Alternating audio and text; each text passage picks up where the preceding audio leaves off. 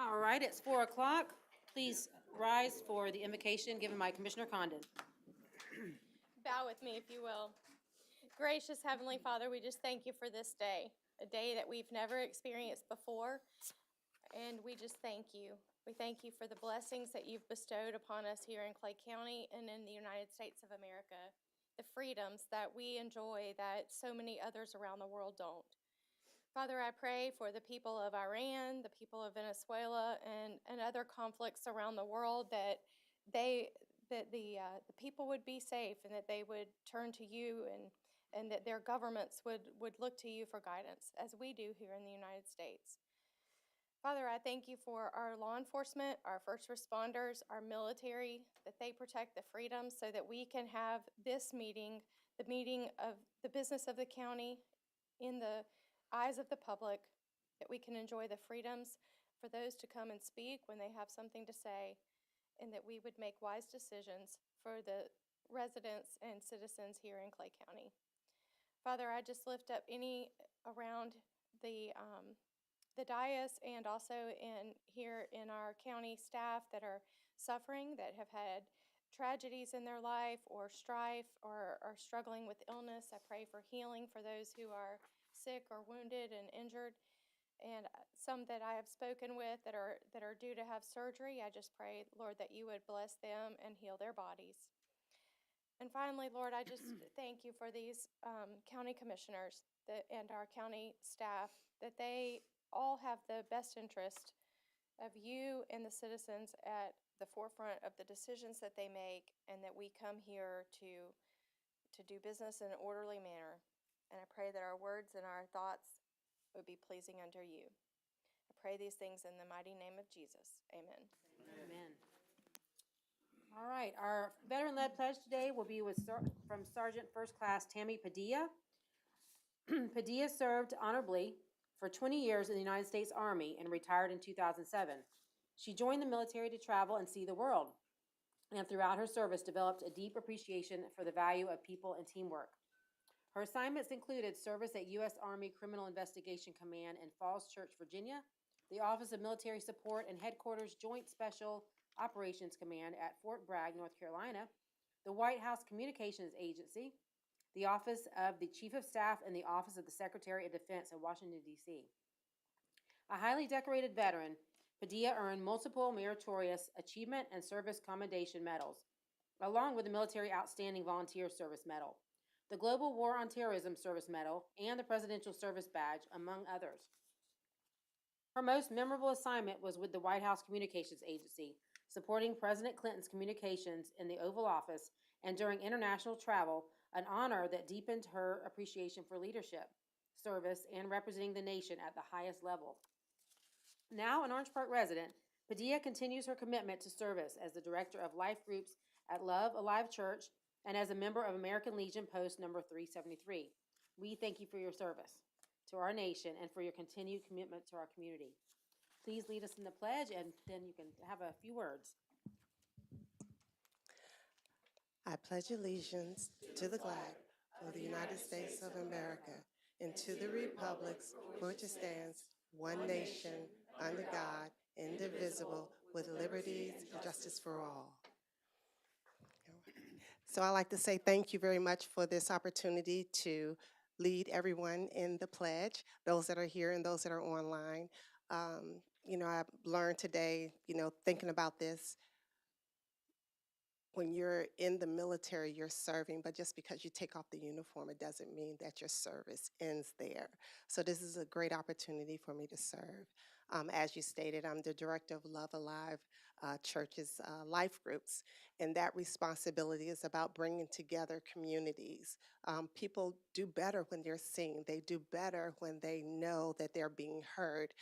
And it connects with what you all do here. So I thank you for what you do. You all bring the community together and you listen and you make decisions that affect them now, neighborhoods, and their future. So thank you very much for this opportunity. You all do well. Thank you. Thank you so much.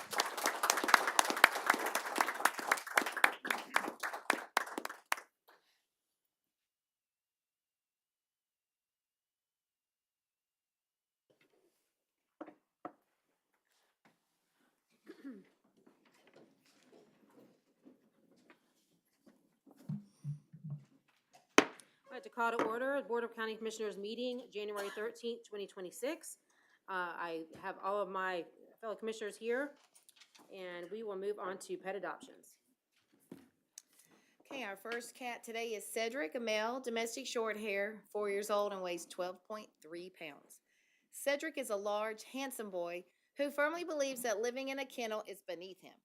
He loves to explore, peer out windows, and keeps tabs on everything happening around him. During cleaning time, he's quick to make an unscheduled exit to stroll around and visit other cats, clearly supervising shelter operations.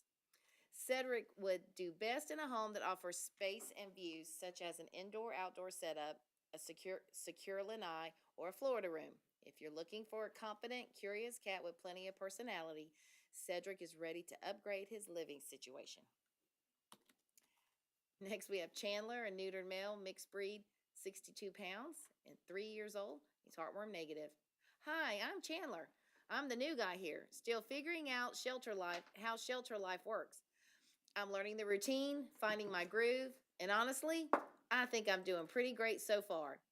I'm a social guy who really loves people. If you stop by, I'll happily say hello and soak up the attention. New things don't scare me much. I'm taking it all in stride and showing everyone that I'm easygoing, friendly, and ready for what comes next.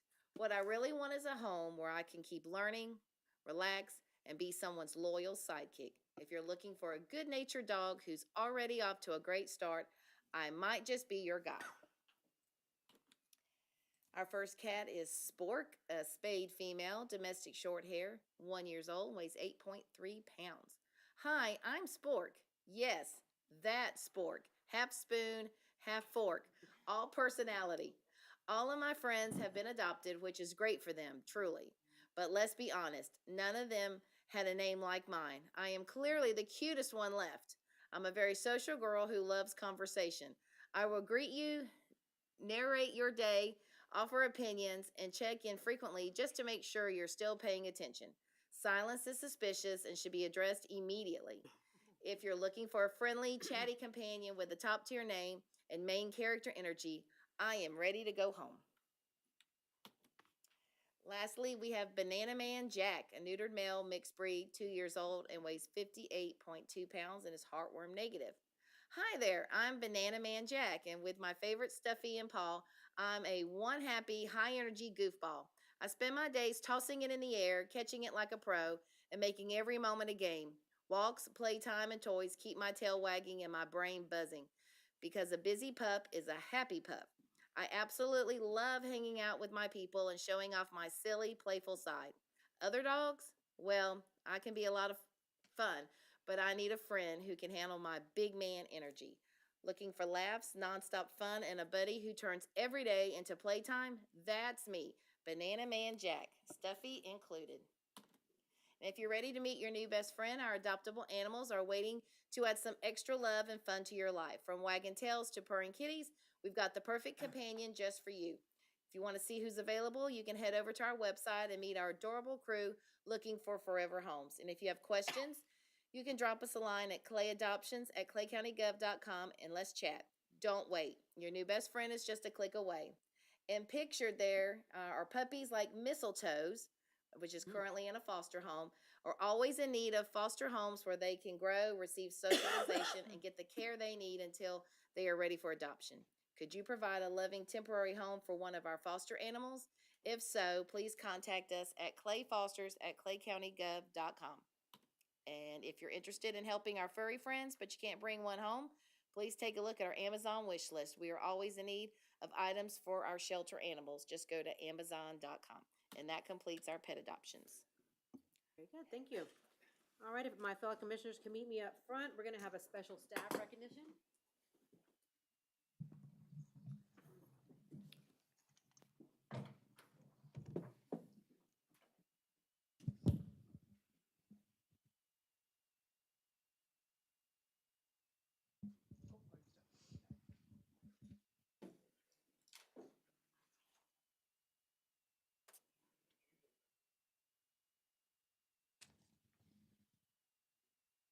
All right. We're gonna make you dance. We would like to recognize Marion Austin's recent retirement from our Public Works Department. We welcome all friends and family. Everybody gonna come up? Y'all gotta be a part of the picture.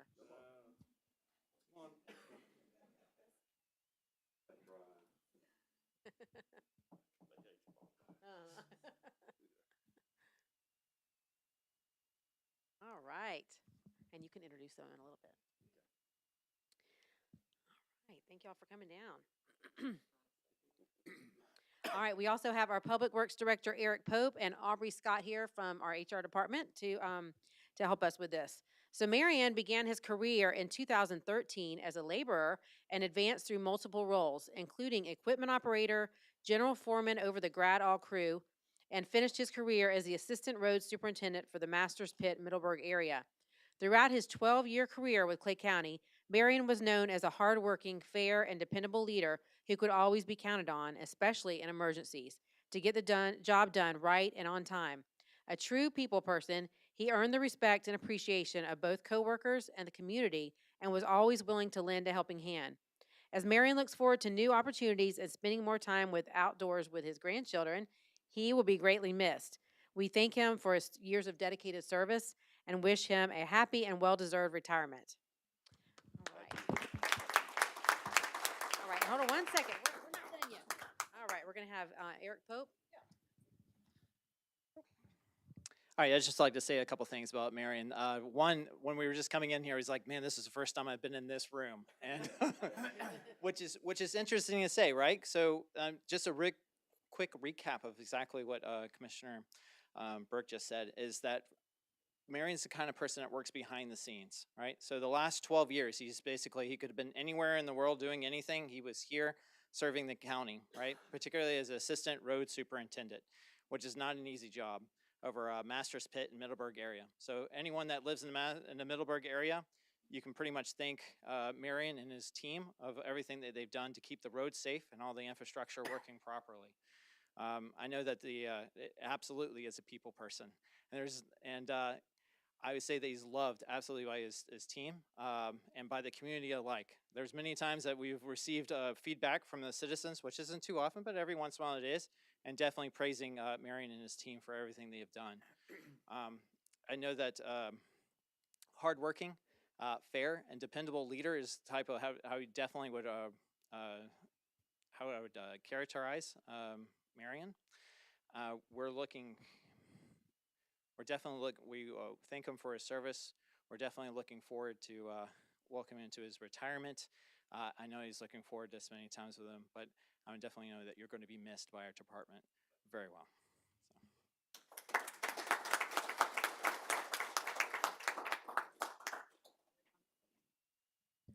On behalf of Clay County Board of County Commissioners, Marion Austin, we'd like to present you with this plaque for your 12 years of service with Clay County.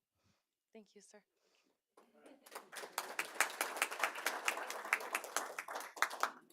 Would you like to say any words?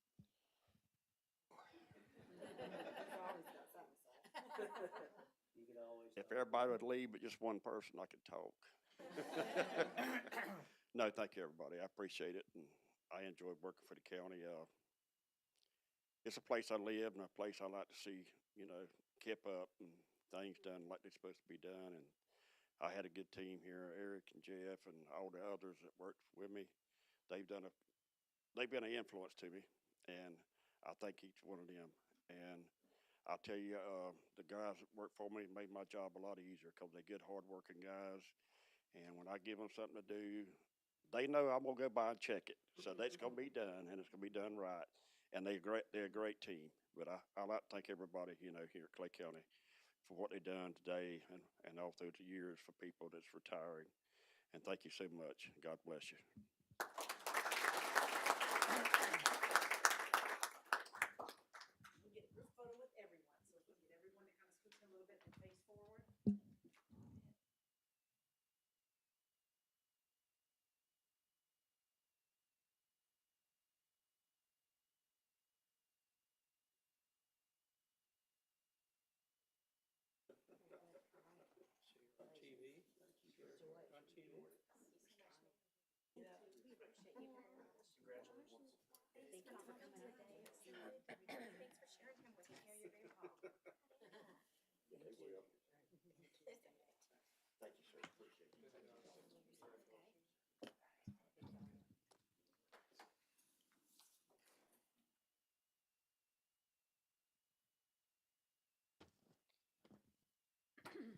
All right, so we have two proclamations today.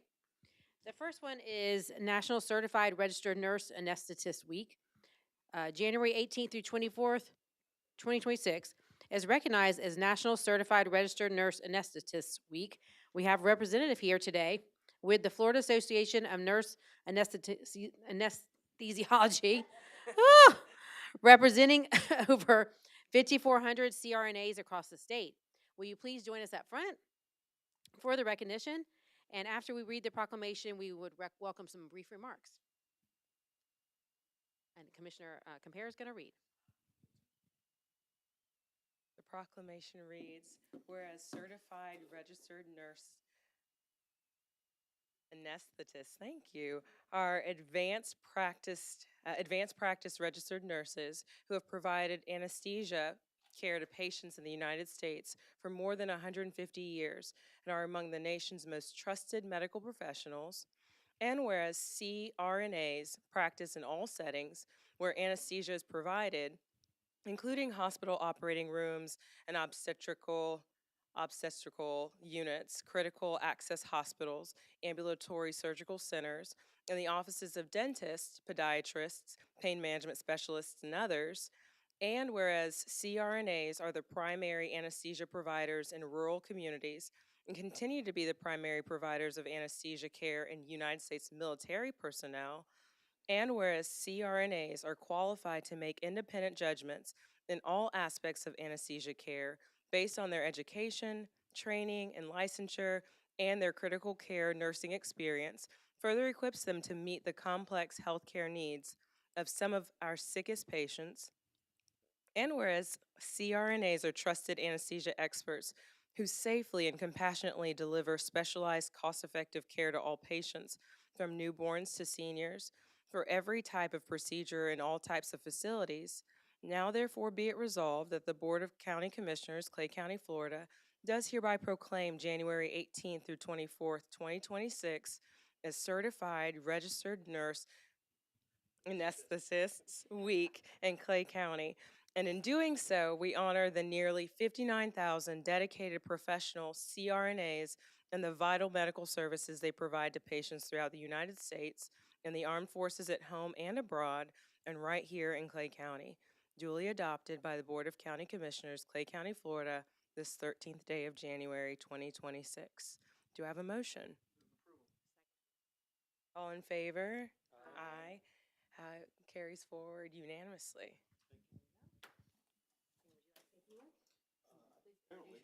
If you don't mind, I can do this. Wish to thank the Board of County Commissioners for Clay County.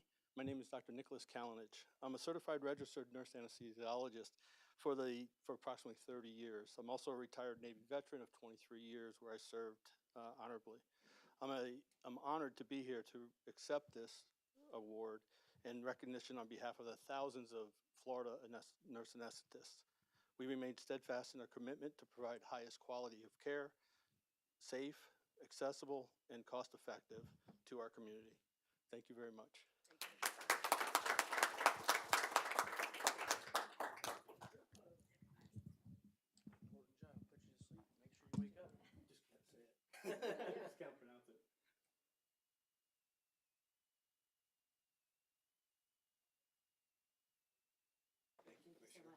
Thank you very much. Thank you. Thank you very much.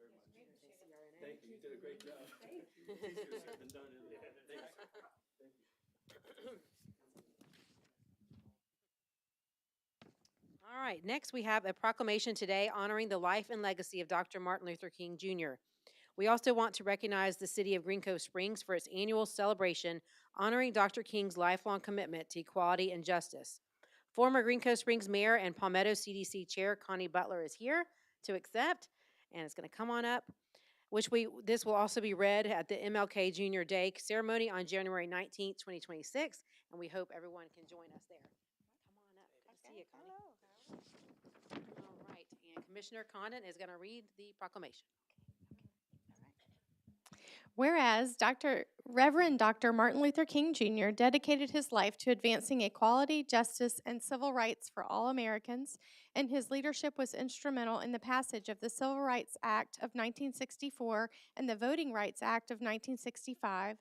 And whereas Dr. King is remembered as one of America's most influential and visionary leaders who inspired individuals and communities to uplift one another and work collectively toward a more just society before his life was tragically cut short in 1968. And whereas Dr. King's unwavering courage, perseverance, and commitment to service form the foundation upon which the nation honors his legacy through the observance of the Martin Luther King Jr. National Day of Service. And whereas honoring Dr. King's legacy serves not only as a tribute to his enduring contributions to our nation and the world, but also as a call to action to remind each of us of our responsibility to continue his work through service, compassion, and civic engagement. Now, therefore, be it resolved that the Board of County Commissioners of Clay County, Florida, does hereby join the nation in celebrating Martin Luther King Jr. Day on Monday, January 19th, 2026, and encourages all residents to dedicate this day to serving others and strengthening their communities. And be it resolved further that the Board of County Commissioners commends the City of Green Cove Springs for its annual celebration honoring the life and legacy of Dr. Martin Luther King Jr., to be held on Monday, January 19th at Vera Francis Hall Park at 11 a.m. At 11 a.m., duly adopted by the Board of County Commissioners, Clay County, Florida, this 13th day of January 2026. Do I have a motion? All in favor? Aye. Of course, it's unanimous, and we love having former Mayor Butler back with us today. And turn the mic over to you. All right. Thank you so much. That right there for a second. I almost said aye too, so I'll say aye. I forgot I wasn't voting, but anyway, thank you. Honorary vote, okay. Aye. Okay. Okay, well, thank you very much to the Board of County Commissioners for recognizing Dr. King's legacy and also providing us with the proclamation for MLK Day, which will be celebrated, as stated before, here in Green Cove Springs, the county seat, on Monday at the Vera Francis Hall Park, and that's 1503 Dr. Martin Luther King Jr. Boulevard, and that's right down the center of Green Cove Springs. And we're looking forward to as many would come out. We have the keynote speaker for the day would be none other than Thomas Huggins III, who is a graduate of Clay High School from the class of 1977. I don't know if some of you know him, but he was he's a local, and he's coming home. He lives in Tampa. He's a CEO of Ariel Business Group in Tampa, Florida. So he will be here, and we want to honor him, and we thank you for that. Also on Saturday, we will be having the Martin Luther King Day of Service, and we have many sponsors that will be participating, helping out and giving food. It's a food drive, and it's a food drive-through pantry. So if you know anyone that's in need, any families in need of foods, we will be providing that on Saturday from 10 a.m. until noon or until the food run out. But we are grateful for our county. We're grateful for the job that you're doing. I do understand the significance of your job, and I want to tell you thank you, thank you, thank you, thank you, and thank you, and also to all the staff and to our county here. Thank you very much.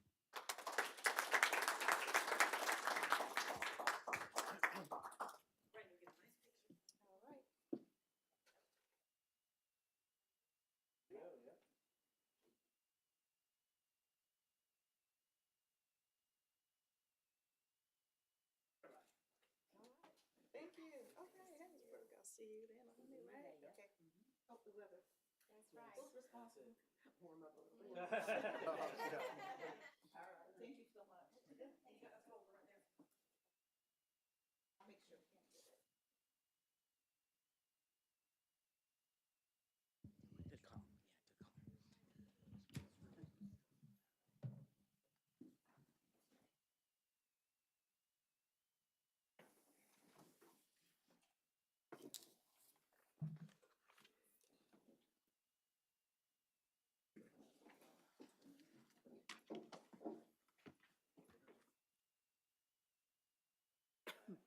All right, we'll move on to constitutional officers.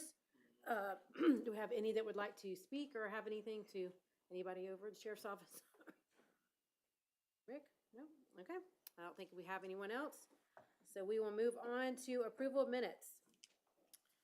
I'd like to make a motion to approve the Board of County Commissioner strategic plan and budget workshop meeting minutes from December 9th, 2025. I'll second. All right, I have a motion and a second for the meeting minutes for December 9th, 2025. All those in favor say aye. Aye. And any object, yep, no. All right, so, and that was just for December 9th. Yep, correct. And then I'd also like to approve or recommend approval of the Board of County Commissioner meeting minutes from December 9th, 2025. All right, motion, do I have a second? I'll second. All right, all those in favor say aye. Aye. And all those objecting, no. All right. So we will move on to our public comments. First public comment. This portion of the agenda is designed to allow citizens an opportunity to bring matters to the attention of the board. At this time, the board will not engage in debate or answer questions. You may email askclay@claycountygov.com and staff will address your questions, or you may email your district commissioner. Public comment cards are conveniently placed at the meeting room entrance and should be submitted to the clerk on the far left of the dais. You are to limit your comments to 3 minutes. Before addressing the board, please state your name and address. Now I'd like to open the first public comment period at today's meeting. I have one card so far for Helena Khmer. Yep. Hi, my name is Helena Cormier. My address is on file. And again, I just want to say thank you for everything that y'all are doing. I take it very sincere and just, I love what y'all are doing, and there's so many different things that are going on in our county, and thank you for your service. I was looking at the agenda for today, and I'm asking that y'all please pull on the consent agenda items number 14 and 15. When I was glancing through them on the exhibit F on item number 14, I glanced through, there's like 50-something pages, and item F wasn't signed. And so it caught my attention, and then I went back and read through and started really looking. And page 3 refers to the exhibit F being returned to the county by May 5th, 2023 for recording. So it was kind of one of those, was it supposed to be signed? I don't know. That's a question to kind of, for y'all to get to figure out. And then on page 2, where it talks about the section on the credits and the automatic adjustment of each year, I was very concerned that there's verbiage. It's something that I'm being taught as a realtor. When you have words in there and to read each word, and an automatic adjustment on that credit, I know we pulled an item similar to this a while back when it was talking about the credit and adjustment, and there was money that was given back. And I would just love for there to be a little bit of discussion on what that automatic adjustment is, because that's a yearly thing that's going to keep being given that credit. And then in one of the attachments, it talked about, you know, the quotes that the Clay County shall have exclusive use and control. And then in section C, it says that it may be released. You know, y'all are giving up that control and release, and just, is that totally the best thing? So thank you for trying to listen, and I appreciate it. Thank you, Ms. Cormier. Is there anyone else that would like to speak? All right, I'll close the first public comment. We'll move on to consent agenda. Madam Chair, I'd like to pull item number 6 for discussion. Madam Chair, I'd like to pull item 10.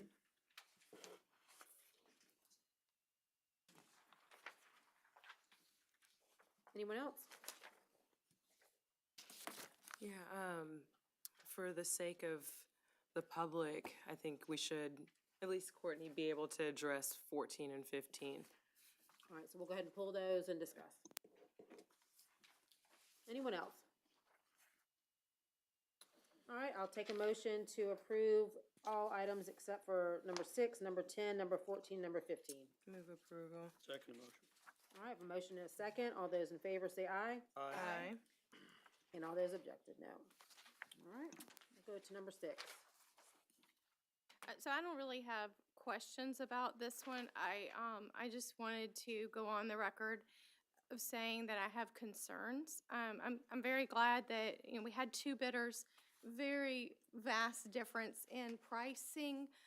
But AgriPro, who had the contract previously, the contract is a little bit, about $10,000 less than their previous contract. My concerns are, that we've changed what we're doing, and I'm nervous about it. And I understand that staff looked at it. I understand that they consulted with UFIFAS, but I'm not an expert, but I do trust, I trust AgriPro to do the work that they do, because they do the Jaguars, they do UNF, they do JU, and every high school in the area. And when I was on the school board, there were a few school board members that went to make a move away from AgriPro. And I don't know if you know much about teachers and coaches, but they like to stay out of the spotlight at the school board meetings. And the school board meeting was full of every coach in the county coming to ask not to move away from AgriPro. And I know we're not saying we're going to move away from them, but we are changing what we did in the past. And I talked with Karen about it. I understand that there was that somebody decided we were going to move away from what we had done before because of saying something about that the grass gets used to what we were using. But our fields look really good around the county. I drive by the regional park almost every day.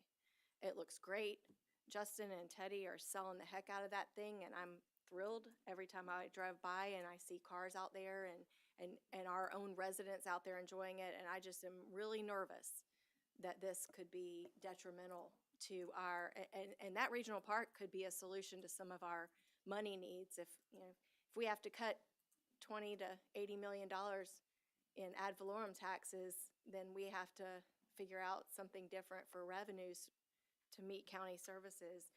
The regional park is key to that. So I just wanted to go on the record of registering those concerns. And I sure hope if things start going badly, I mean, replacing sod on a field is very expensive. So I'll move approval, but I don't know, because I don't know enough to tell us to do something different. And I think we would have to put it back out or whatever, but I'm nervous about it.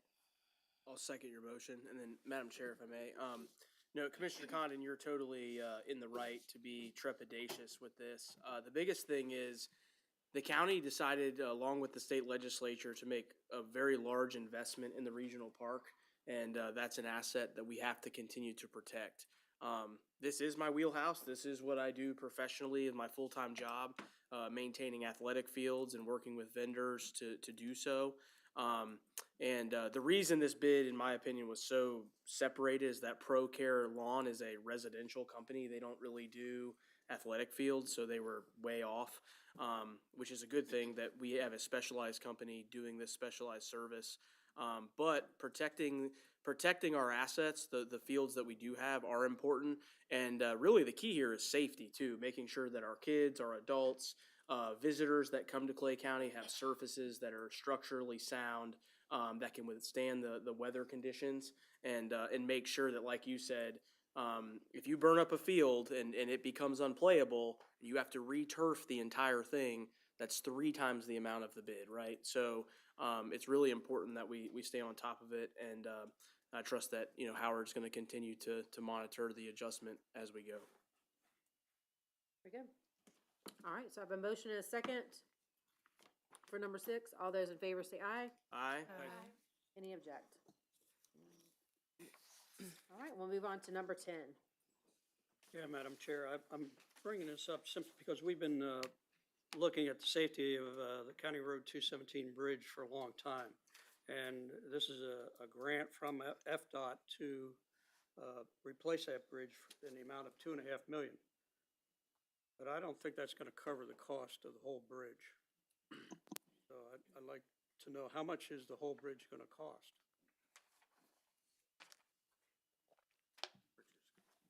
Richard's coming up.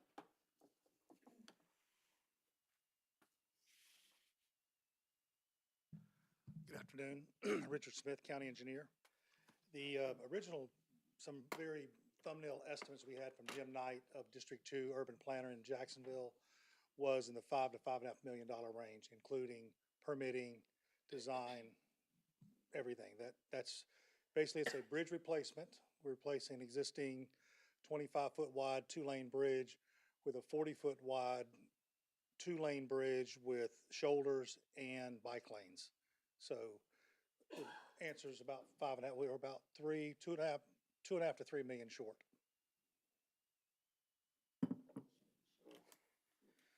From the grant. Dio, you got a thick checkbook or something? Well, we got a plan. We got a plan? Yeah, Good. the plan is with what we have now, I spoke with the finance director and we feel like the design work so the designer should be selected around May 1st of 26 coming up.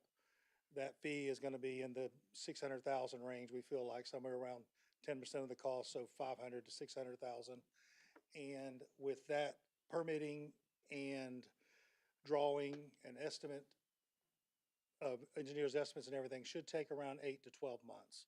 So we figure we'll have a set of plans ready to bid in the May to June of 27 timeframe. So therefore, we've got the 26, 27 budget, maybe something can be put away there. We then have the 27, 28 budget when the actual construction would take place.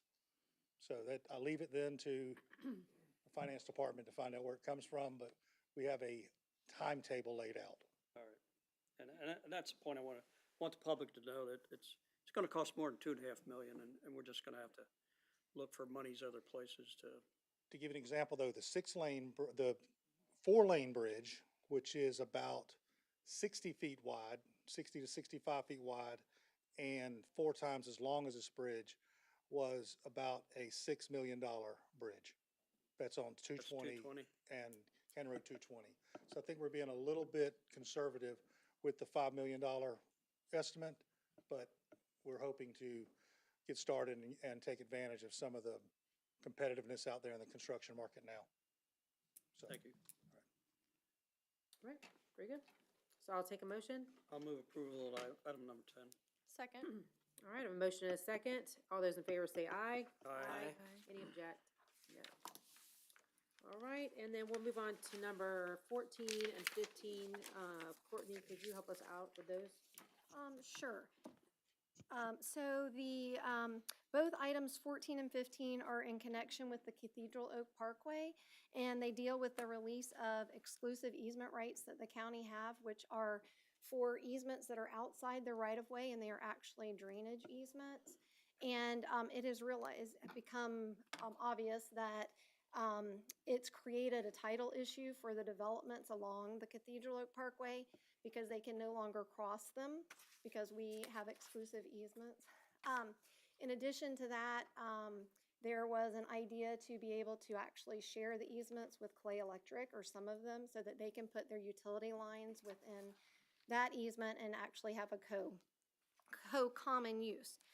So in connection with that thought process, it was to, in order to release the exclusive easements that we paid for, that we would then obtain a refund or clawback of some of the credit that we provided. So the 2 agreements that are attached are amendments to the mobility fee agreements to provide for a reduction in the credits. I believe that a question was asked about an Exhibit F. So the Exhibit F is attached to one of the agreements where previously we had amended the agreement in connection with the Spring Park Elementary School to acquire right-of-way for the turn lanes. And in connection with that, we provided credits, and Peters Creek Investment executed the warranty deed. That's been recorded. So it's just an exhibit, like a form for that one. The next question was about, I believe it was about the escalators or the how it's adjusted every year. So in your current mobility fee ordinance, every year on October the 1st, based on an index, the credits are escalated based on that percentage. So we only thought that it was fair that since over these, 4 years, their credits have escalated by this amount, that the reduction should also have those amounts added, and we receive that benefit. So I don't know, were there other ones? Other Those questions? were the two questions I heard too. Okay. Good. Okay. Well, then I move approval for both 14 and 15. Second. All right, a motion and a second. All those in favor say aye. Aye. Any objected?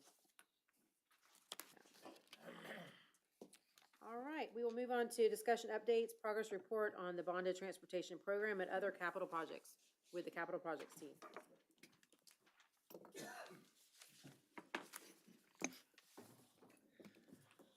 Good evening to the board through the chair, Ed Dendor, Bond Transportation Program Administrator. Here to update you the progress the team has made over the last month, taking into consideration also Christmas and New Year's holidays. For project number 1, County Road 218 from Masters Pit to Pine Tree Lane, the county team in Anderson, Columbia continued our bi-monthly status meetings even through the holidays. Anderson started removal of old asphalt, installation of drainage structures, pipes, and demolition of existing driveways along the north side of this project. The project schedule is under evaluation by the project team for potential adjustment. The project is on schedule with 59% paid out, while 100% of the time has been used. For project number 2, County Road 209 east of the railroad tracks, traffic continues to flow on the north side of County Road 209, while Superior continued the installation of sub-base and base material, installation of storm drain pipe, as well as installing curbing and sidewalk on the south side of this section of road. Over the past week, traffic patterns were changed by removing the old temporary railroad crossing arms and opening up the intersections at County Road 209, County Road 315B, and the railroad tracks. An additional traffic shift occurred west of the railroad tracks, placing the southbound traffic on the new section of road. This project is on schedule with 67% paid out and 55% of the time spent.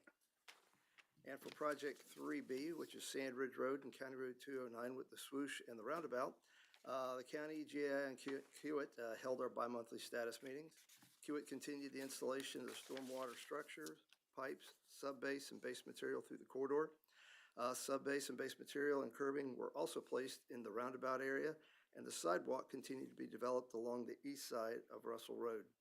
The contractor's project schedule remains in dispute by Kiewit as well as the county, and the project is 66% paid out and 124% of the time has elapsed. For project 5, which is County Road 220, the team received the U.S. Army Corps permit on November 13th. Jacobs completed the new pond design, and wetland impacts have been finalized. A permit modification was submitted to the St. Johns River Water Management District on December 23rd, and the Corps permit modification was then uploaded through their new regulatory request system, or RRS portal, on January 9th. The plan sets will be signed and sealed once the permit modifications are issued. And for project 6A, the team updated the wetland functional scores and submitted the permit documentation to the Army Corps on the December 29th. And again, the plans will be signed and sealed when those permits are issued. BTP projects 3A, 4, and 6B are all complete. And in support of all this work, WGI continued to work on all active components of the project. And as of January 6th, the program has expended $143.8 million. That concludes the update for the bond transportation program. Are there any questions? Go ahead. So, Ed, on project 1, you say we anticipate adding days. Do you have any anticipation on project completion?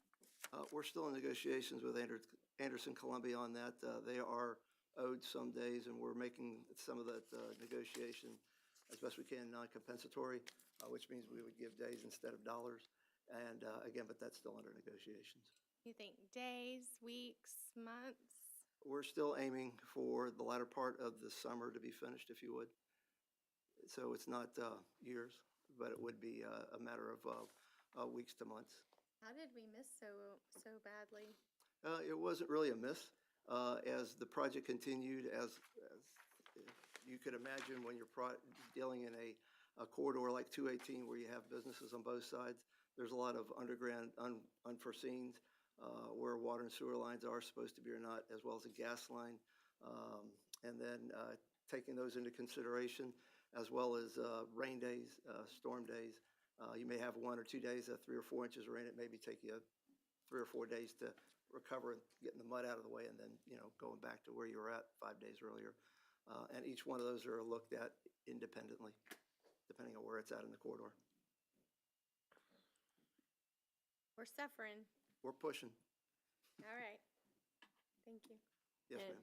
I have one. Yes, ma'am. So the new revised time of completion for the roundabout area is spring of 2026, is that right? Is that Yes, the ma'am. new? Yep, yes, ma'am. Okay. That's where we're targeting, Okay. definitely before summer. So what happens with being in, what is the wording? We're not in agreement with them? We're not in agreement. They were looking for more time and money, compensable, actually. They're looking for dollars for the start, what they consider a late start, the division of the work between Project 4 and Project 3B, as well as, again, impacts to underground utilities, CCUAs in that area, with water and sewer conflicts, what was supposed to be, where they're at and not at, and the cost of those delays, So essentially. how does that get ironed out? We're working with council as well as the contractor. On the behalf of the contractor, sometimes contractors will throw their hands up, walk away, drop wrenches and say, when we settle this, we'll come back. They haven't done that, Kiewit. So Oh, in their God. behalf, they're continue to work and with the intent of us working through that. We met as recent as just before Christmas with their vice president, and we internally continue to meet fairly frequently on our stance and also we have good CEI or construction inspection in the field. Whenever the contractor is out there, we have eyes in the field, taking measurements, taking pictures, and that builds our case, if you would, on what we feel the value and the time is worth, but we haven't settled it yet. Okay, and I don't think, you didn't talk about the 24-hour work for the next week, correct? That is coming up. Again, they're going to be working at night again in the roundabout area on the Russell Road at 209B. There's elevational differences in the road, as well as there's been a lot of lay and overlay of a lot of different asphalt in that area. So sometimes where you may be a lot of sandage was just a matter of a half to 3/4 inch of asphalt on sand. This is actually sometimes depths of asphalt that has to be removed and reworked. And of course, we want to keep the public safe. So the contractor is working at night when there's less traffic in that area. So it will be lit. There will be MOT or maintenance of traffic in the area with flagmen to traverse traffic through there to continue traffic. But it's a lot safer to have that operation at night rather than during the day. Right. And it won't be for weeks. It's a matter of a couple of Just a nights. week? Okay. Yes, ma'am. Okay, thank you. Yes, ma'am. Anyone else? Anything for Ed? All right, Richard? Go ahead and take my baseball cap and turn it around here. Switching from the bond transportation to an update from the 6 directors. We've got Richard Smith here to my right, Director of Engineering, Eric Pope, Director of Public Works, Justin Pierce, the Director of Parks and Rec, Gene Price, the Director of Facilities, Operations and Maintenance, Eric Jones, the Director of Ground Maintenance, as well as myself, the Director of Capital Projects. Overall for the county, the project list consists of 262 projects. The project data was compiled by Veronica Dang, our Capital Projects Control Specialist.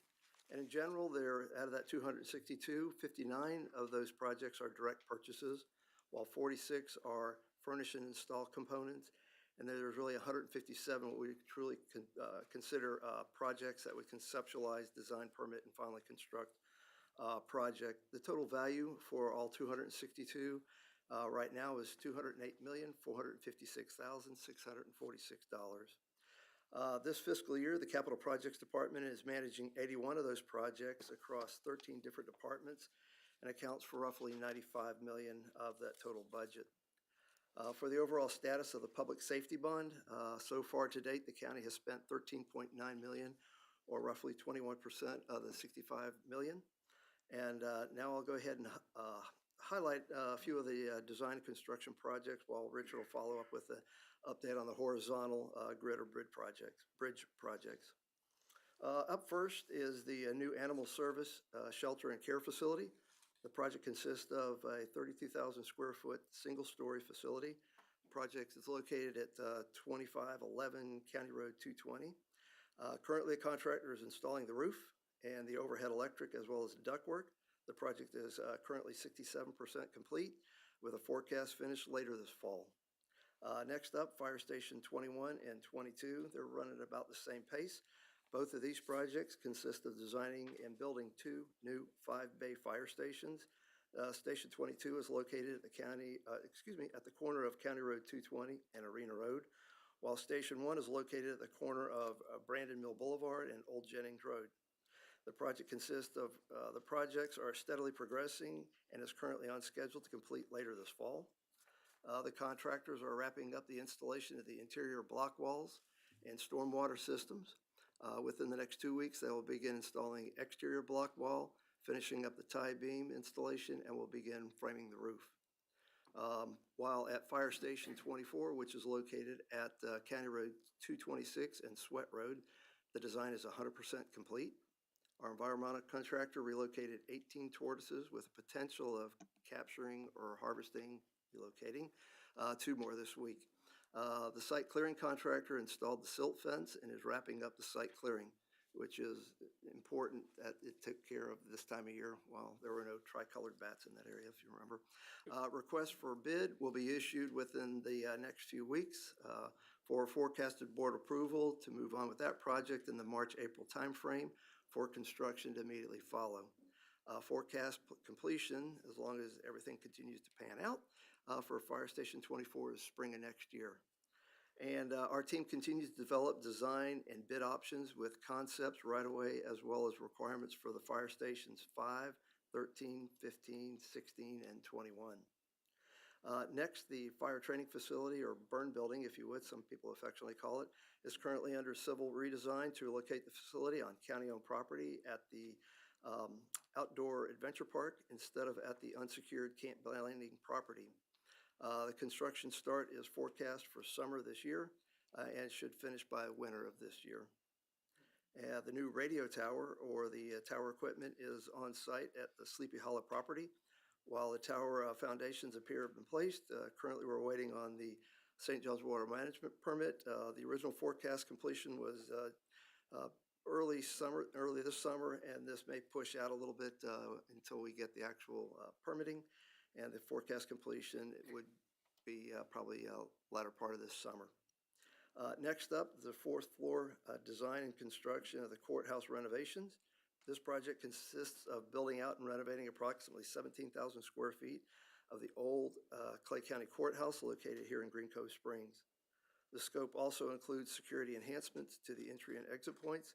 Construction is currently under progress at about 40%.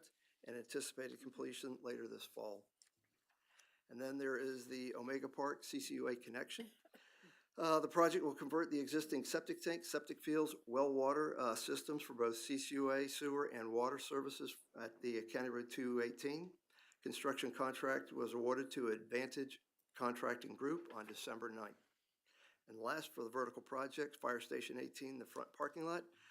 This project consisted of demolishing and removing approximately 4,500 square feet of old dilapidated asphalt and base material from the front parking lot of the Fire Station 18 located at 207 Blanding Boulevard.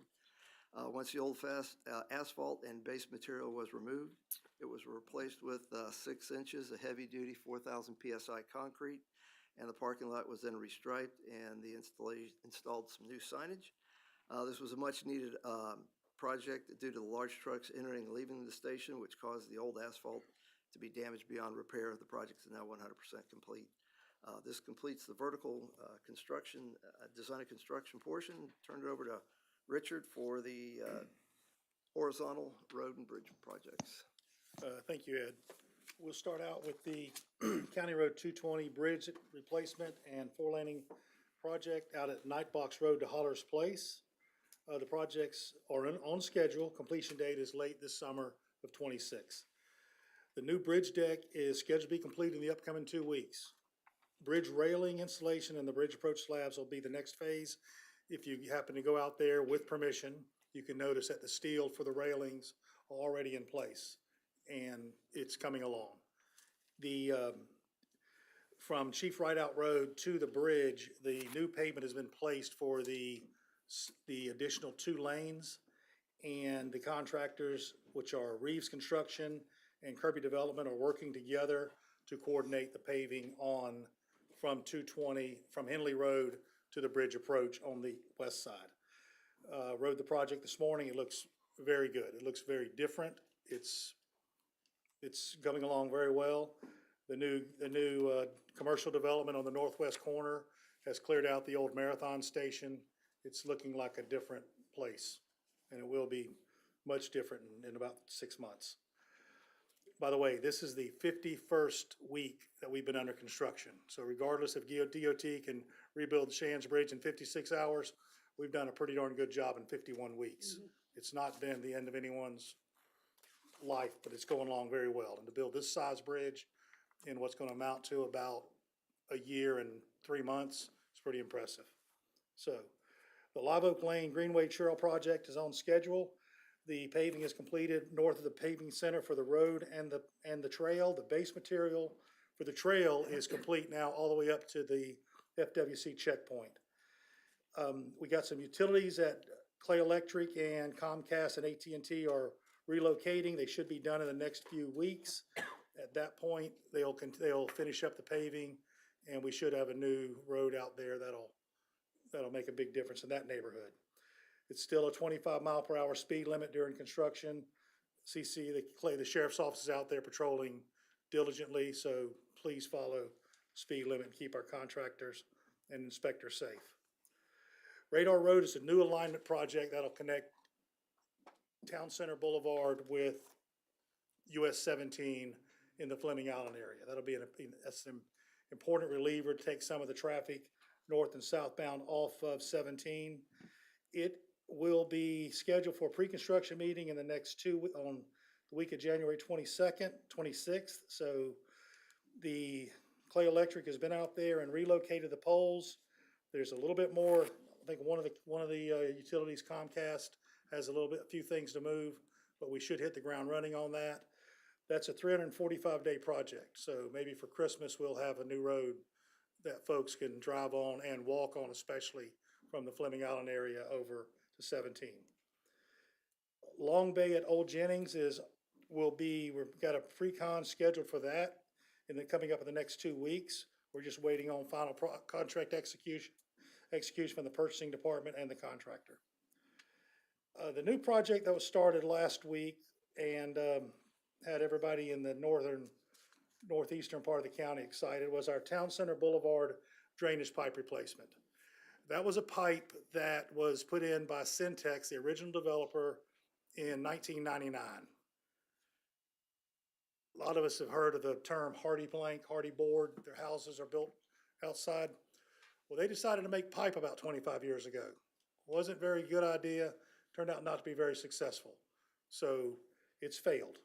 We were trying, in avoiding a potential Moody Road situation where we had a unscheduled collapse, our Public Works Department TV'd it in coordination with the Fleming Island Plantation CDD and came up with a plan.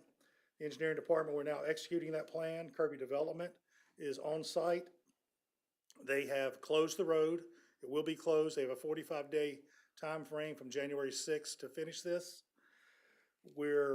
I looked at it this weekend. They've already got the head wall installed.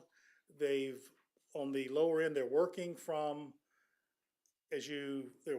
west to east. So from where it drains out to the pond. And the sidewalk should be back in place with an ADA acceptable, even though it'll be millings, it'll still be handicap accessible on Thursday. And then they will continue the project and the road will remain closed. It's not open for you. Those signs apply to everyone. So if you go down there and you don't live there, you'll be making a U-turn to come back. It is not open. So the CCSO, I want to put a special thanks out to Sergeant Punske and Lieutenant Stacy Durham. They've been very helpful. We've gotten the folks to slow down, hopefully, with a digital speed limit sign out on 17. We got plenty of signs that tell you what to do. Be cautious, be attentive. You got more left turns coming out of Town Center Boulevard than normal, but we should be over this by the end of February or sometime. And finally, on a development project that we've got in the county, that we've got a DEO, a jobs grant for out at Spencer Industrial Boulevard. I've got to send you a picture of that shows the 4-laning of the actual road is nearing completion. That goes out to the ICO roofing materials plant. Expect some work being done this week on 218. So go through there carefully. 218 is being widened to 3 lanes to make left turns in, and still on schedule to have that finished in the next probably 8 to 12 weeks. The big update this week is our FDOT, and they did finish the Shands Bridge. I want to report that. It will be open this weekend. I don't know if anybody was affected over the weekend by it. I saw some pictures of what they did. It looks like they literally built a segment of bridge. It was that metal grating part you rode over. I kind of was one of those dumb people thinking that's what they pulled out when the big boats went by. It wasn't. It was something, and I've ridden over it since it was a wooden bridge, but that part was apparently never really right. Maybe we're lucky for it lasting 50+ years, but they fabricated this piece of bridge in Palatka, floated it up, or actually brought it downstream and put it in place, and I think the reports I saw said it took 56 hours, so that was impressive. But that'll be open this week. Not the same results for Eagle Harbor to Water Oak Lane on 17. That will be still in delay. They're waiting for temperatures to get above 60 degrees for the final paving and final topping to go on. Look for that to begin back to work in March or April. Black Creek to Oak Street here in front of the building has been, more north of here, has been pretty busy. They've done a lot of work. We've gotten milling and resurfacing from the Black Creek Bridge down past almost to the north city limit of Green Cove Springs. That is a very tenuous drive at night. You must take your time. There's a lot of workers there. They are restricted to nighttime only. Please be careful, and please keep those folks out there safe. Wells Road continues on track. We're looking at that being finished in the next 5 months. Orange Park Northway resurfacing will begin on Friday, and we should have that finished in 4 to 5 days. The new one that's coming in, and we don't see it yet, but it's out there, and it'll kind of equalize our county. DOT is resurfacing in their 5-year plan, State Road 16, from the crossroads at 16 and 21 to downtown Green Cove Springs at 17. The work will begin in April. That's what they're planning on. Right now, they're doing tree trimming and other stuff, additional signage. And it looks like Anderson Columbia is the contractor, and we're expecting them to request to work from, it's daytime, right now it's no daytime closures from 6 a.m. to 7 p.m. We expect them to request that to be lifted for the area from Penny Farms, from State Road 218 to 21, to where they could work on that during the daytime. We haven't been advised of that yet, but we're expecting that from the DOT construction office. They've said they expect that request. That is the first phase of the construction, so when they start milling or resurfacing, you want to pay attention to that if you have anything you got to be on time for. They will work with us on, I need to make sure that Teddy and Eric and whoever is involved in this, Mr. County Manager, with the Clay County Fair and the closure dates on that. For that, or they will work with our dates for that, the Strawberry Festival, and other large events. So that's kind of an in-house warning. If we need to talk to those folks, we need to get in front of them. Other than that, it's a 330-day project, so it should be completed at summer 26 is not correct. 330 days would put it being completed in January of 27. So, any questions? Madam Chair, we sent an email to FDOT about Eldridge, and Yes, sir. I saw movement, the abandoned car is gone. And I think I saw some, do you know have they said any more about that project? My conversation with them was they were maybe not as animated to go take 4 or 5 hours of pictures as you were, Commissioner Reniger, but they were ready to get it over with as well. Yeah. There is some signal work to be completed by the Henson Electric Company that's doing the Eldridge signal. It looks to the point where it may just be nothing more than a final sign-off. The Superior Construction's the general contractor. They still have a huge toolbox on site. Some of the stuff that we saw in the pictures is actually in the Duval County area. So we just have to they said just pack your patience. They hope it's finished by mid-February. Yeah, like I said, I think I've seen some movement Yeah. in the debris pickup and all. Their attention But has not a been, lot. their attention Not has been enough. garnered. So, Thank you. Anyone else? thank you. All right, Thank you. thank you. Thanks, guys. Thank you, Ed and Richard. All right, so it is past 5 o'clock. We'll move on to our 5 o'clock time certains. Number 19, application has been withdrawn. Public hearing to consider zone 250027. We will move on to number 20, and we're going to go ahead and swear in whoever would like to speak on anything from number 20 through 23. So if you'd like to speak, come to the center of the aisle here, and Christy will swear you in. All right, no one else wants to speak for any of the items 20 through 23? That's it. Okay. If you'll raise your right hand, please. Do you solemnly swear or affirm that the testimony you are about to give will be the whole truth and nothing but the truth? Thank you. Thank you.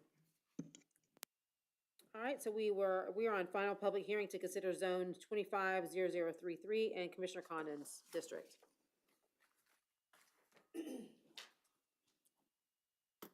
Thank you, Chair. Jenny Bryla, Zoning Chief. And if you'll recall, I presented this at your December 9th meeting. So this is the second reading for this zoning change for the airport. And I'm happy to provide the same presentation if you'd like to see it again. Anyone? No, we're good. Okay, so we'll go right into, do we have a motion? The public hearing. I'm sorry. Open the public hearing. Anyone? And seeing none, close the public hearing. I'll move approval. I'll second the motion. All right, I have a motion, the second. All those in favor say aye. Aye. Any objections? And none. Thank you. Thank you. All right, we'll move on to final public hearing to consider comp 25-0017 and zoning 25-0037 in Commissioner Ranger's district.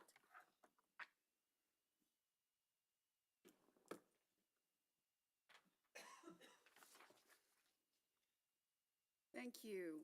Again, Jenny Bryla to present the small-scale comp plan amendment 250017 and the companion rezoning piece 250037.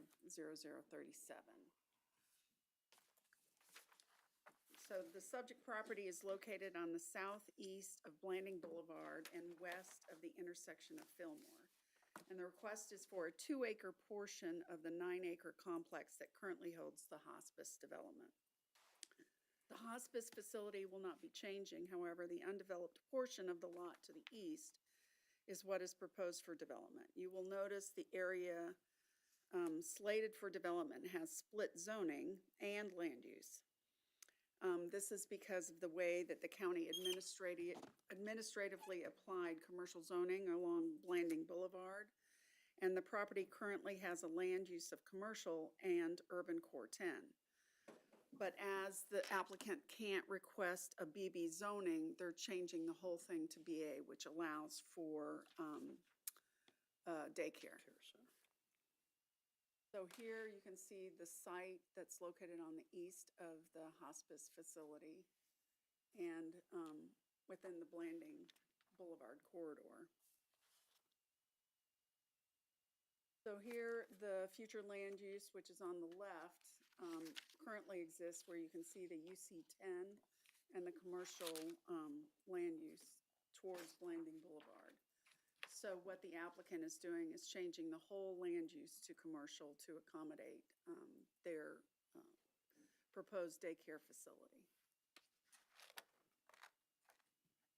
So these are some comp plan policies and objectives that show that the land use will be compatible with our future land use categories. So this is what we would consider an infill development based on, it's a vacant parcel, but it already has an intensity associated with it with commercial and UC10 and BB zoning. So as required by Florida statute, staff reviewed the sprawl criteria and found that there are it meets 4 of the criteria that are required. So those were, it directs economic growth associated with land development. The proposed amendment is, as I said, infill development. It preserves agricultural areas outside of the area, and it does not further impact open space and natural systems as it is developing an area that already has commercial development. So this is the zoning piece. As you can see, the BB is in that gray area there. And then the PO3, which is private services, allows for the hospice facility. And so I believe that the hospice facility, when it rezoned for its approvals, took over that whole area that was not the BB zoning. So here's the proposed site plan that the applicant is putting forward. This did go to the DRC last week and had relatively few comments provided to it. It will have to provide a B10 buffer on the southeast side as it is adjacent to residential, and that's the area that the playground is intended to be. So it did go to the Planning Commission on January 6th, and they provided a recommendation of approval 7-0. It went to the Oakleaf Brannon Ridge CAC, one of their first reviews, and they provided a recommendation of 5-0 to approve. So in looking at the comprehensive plan amendment, staff feels that it's met the criteria that's in the comp plan. And based on the analysis in the staff report, it is consistent with the comp plan and the intent of the Land Development Code, and so staff does recommend approval. And I'm happy to answer any questions that you might have, and I believe the applicant is here. Do we know who's going to operate the? Insight Development is developing the facility. I don't know what their vendor is for the daycare facility itself. All right, the applicant is here.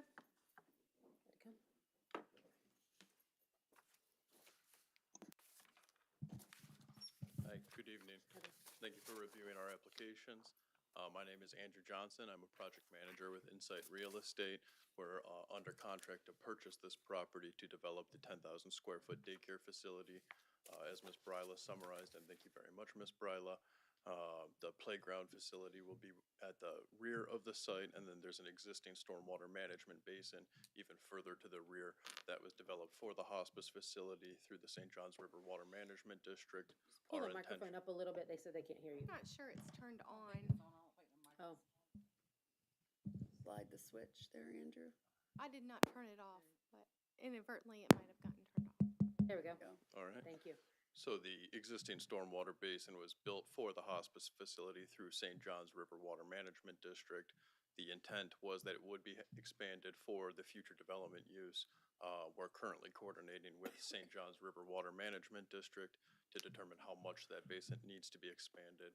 We're also working with Florida DOT regarding to do a traffic study, and we'll coordinate with them to determine any offsite improvements, whether they'll be needed or not. I'm here to answer any other questions you may have, and again, thank you for your time. Madam Chair, I got 2 questions. First is for Jenny. What uses fall under BA besides a daycare? permissible uses? It's professional office, those kind of things, but I can give you specifics, Commissioner.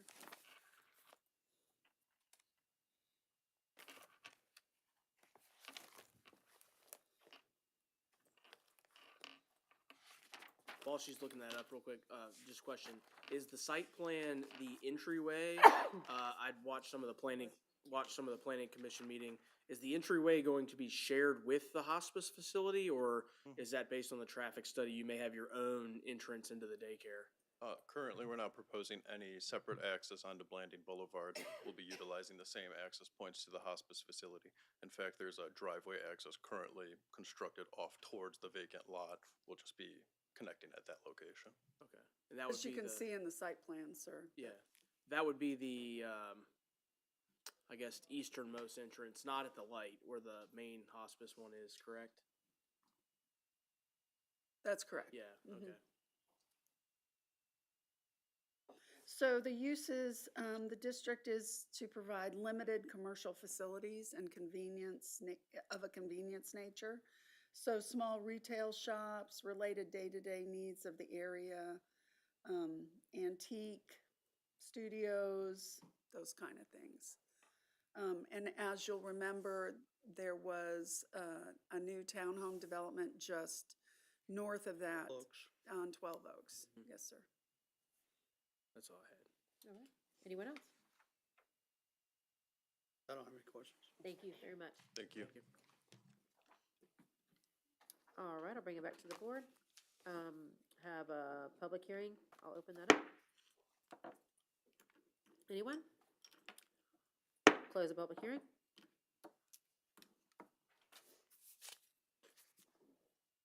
All right, we need to vote on these separate.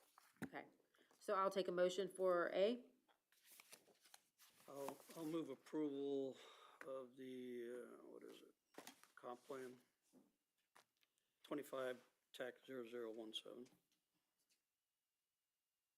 All right, I have a motion. I'll second his motion. All right, I have a motion and a second. All those in favor say aye. Aye. Any objections? And there's none. All right, and we will have, I'll take a motion for the zoning. Move approval. Second motion. All right, I have a motion and a second. All those in favor say aye. Aye. Any objections? And none. Thank you. Thank you. All right, we'll move on to final public hearing to consider zoning 25-0036. Also with Jenny. Just on the road.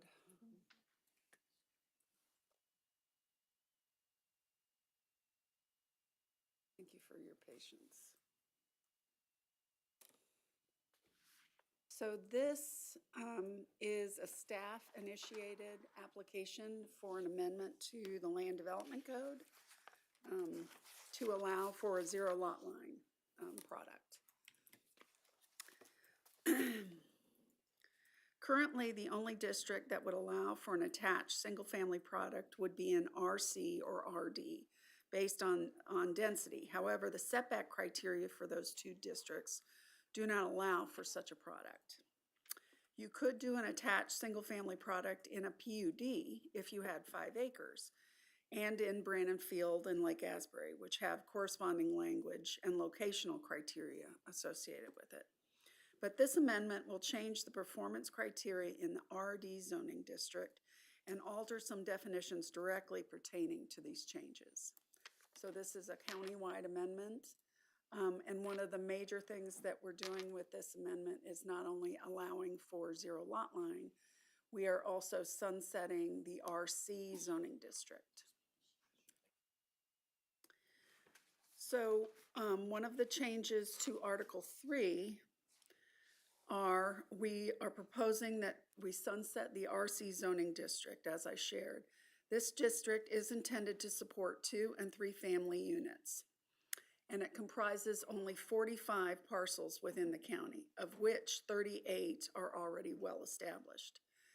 And should somebody propose to redevelop an existing RC parcel with an attached single-family product, they would need to transition to RD zoning district or develop as a duplex or triplex.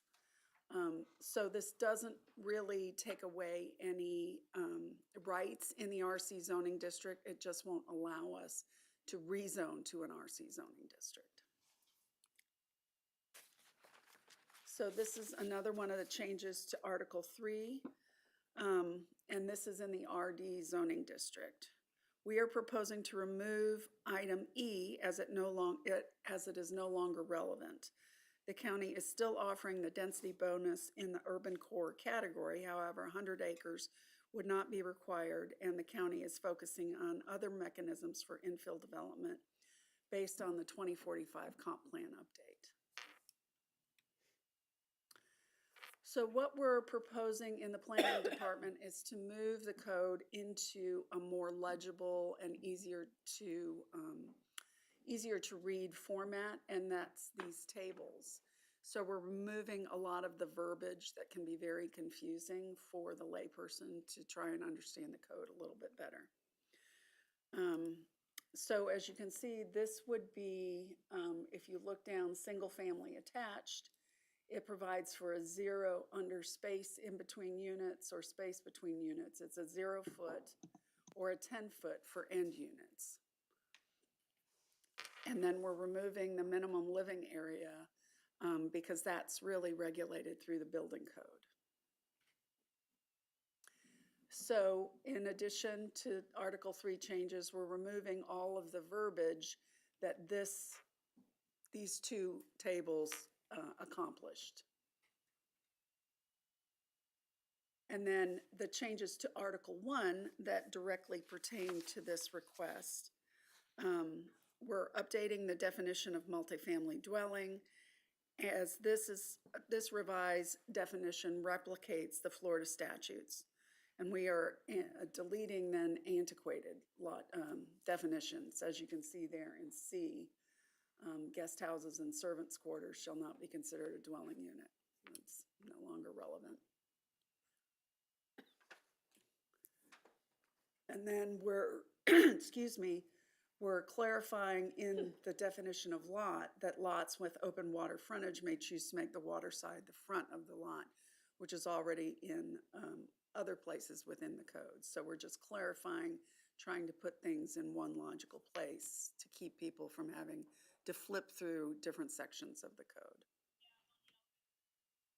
And then we're adding the definition for a curved lot, which some of our lots have a curved component to it, and it's very difficult to communicate how we would measure that without a definition that allows us to do so. So the Planning Commission, there's a typo there, heard the item at January 6th, and they provided a recommendation of 7-0. And based on the criteria in the staff report, staff does recommend approval based on the 2045 comprehensive plan and the intent of the LDC. So I'm happy to answer any questions that you have. And it was also sent to the Home Builders Association, and they had no comment. Madam Chair, Jenny, currently, I've actually had this come up a few times in the past year. Waterfront property throughout the county, there's not a set designation that you have to designate the front or the back as your front yard, correct? You get to choose. I guess proactively, I think it would be important for all of us to kind of think about this in certain corridors of the county, like the river, right? I mean, if you live on the river, your quote-unquote front yard is Highway 17. So we've had some situations where people want to build big storage sheds and those types of things, as opposed to something like Doctor's Lake, where you may be actually more in a neighborhood setting than like a main highway. I'm just speaking out loud. Is there the ability to, would that be like a comp plan amendment where you designate by geographical location? How would that work? Yes, sir, and we internally have talked about how we can remedy some of those problems. And so it would be a land development code update, but as I shared, it's in more than one place, so we would like to do it holistically and fix the code. Putting Band-Aids on incrementally is not the best way to amend the code. Yeah. But we understand that it can be problematic, and we would have zones or width requirements or setbacks from the sides, or there are other tools that we could put in place to lessen that impact, visual impact. Right. Okay. Are you proposing to make one standard? I think it's more so just consistency, right? I mean, it's not a one-size-fits-all approach because depending on where the waterfront property is, some are way more visible than others, right? So I think the biggest thing was on like Highway 17, there was a particular landowner that wanted to build a very large structure. So if you're driving 17, it would have looked like a huge building and it was just their backyard shed kind of a thing. So just thinking proactively, depending on where in the county, I think it just depends on how you want things to aesthetically look. I mean, I think you got to balance the slope of what people can and can't put on their property. Yeah. But at the same time, when it's so visible to the community and those types of things, I just am sensitive to it, I guess. We can do it per zoning district, or we can do it per waterfront or road frontage, or, I mean, there are a lot of different options. Right. One difficulty, it's very prevalent in my district, especially in the Keystone area. Sure. And one difficulty is grandfathering.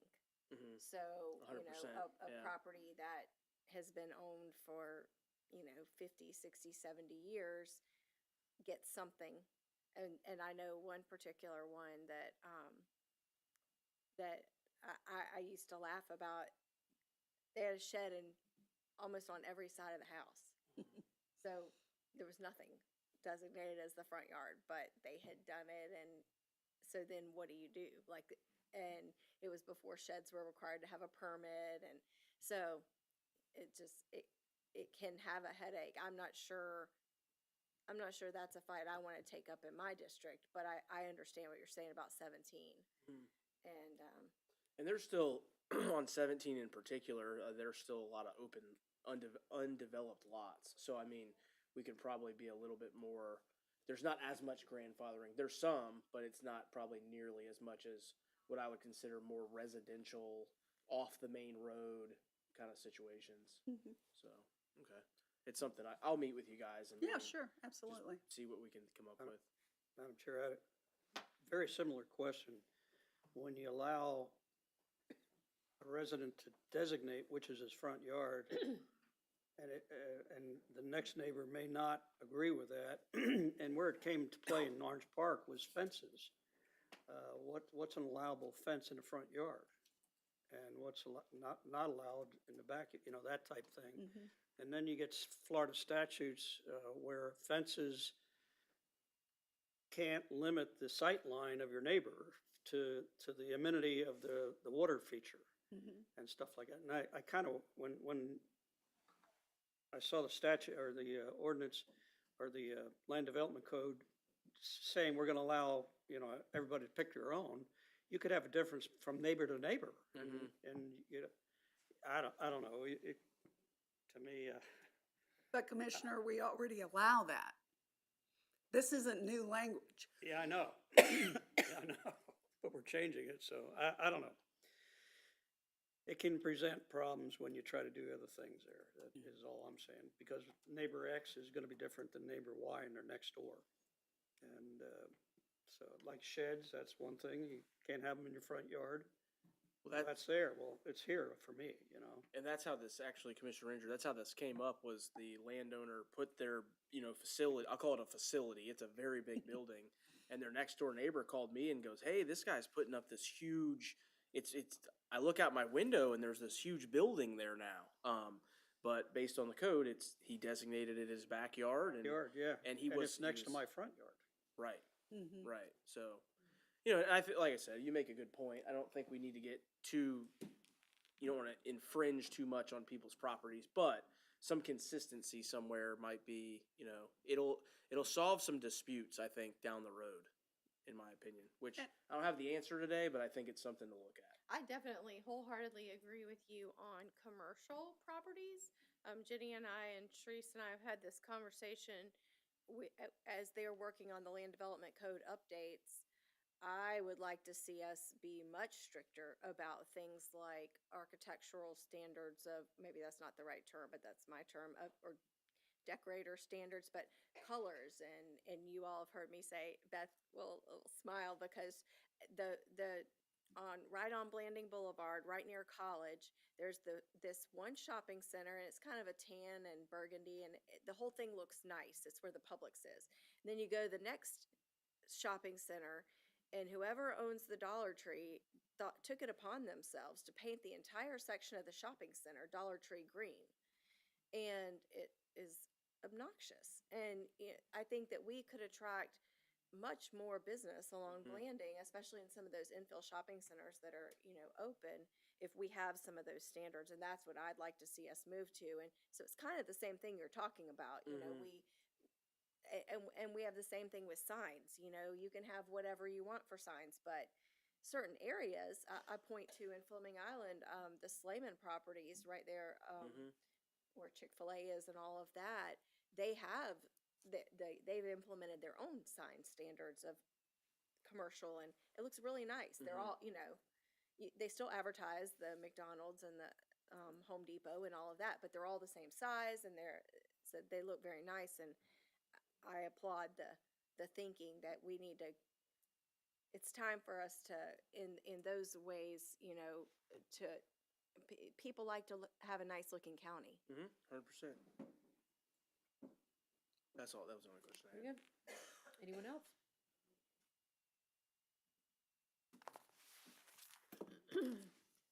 All right, let's see. I need to do a public hearing now, I think. I'll open the public hearing. And seeing none, I'll close the public hearing. And I'll bring it to the board for a motion. I'll move approval of item number 22, zoning 25-0036. All right, I have a motion. Second motion. All right, a motion and a second. All those in favor say aye. Aye. Aye. And any objections? None. Thank you. Passes. Thank you. All right, and moving on to number 23, final public hearing to consider zoning 25-0030. And we have Dodie.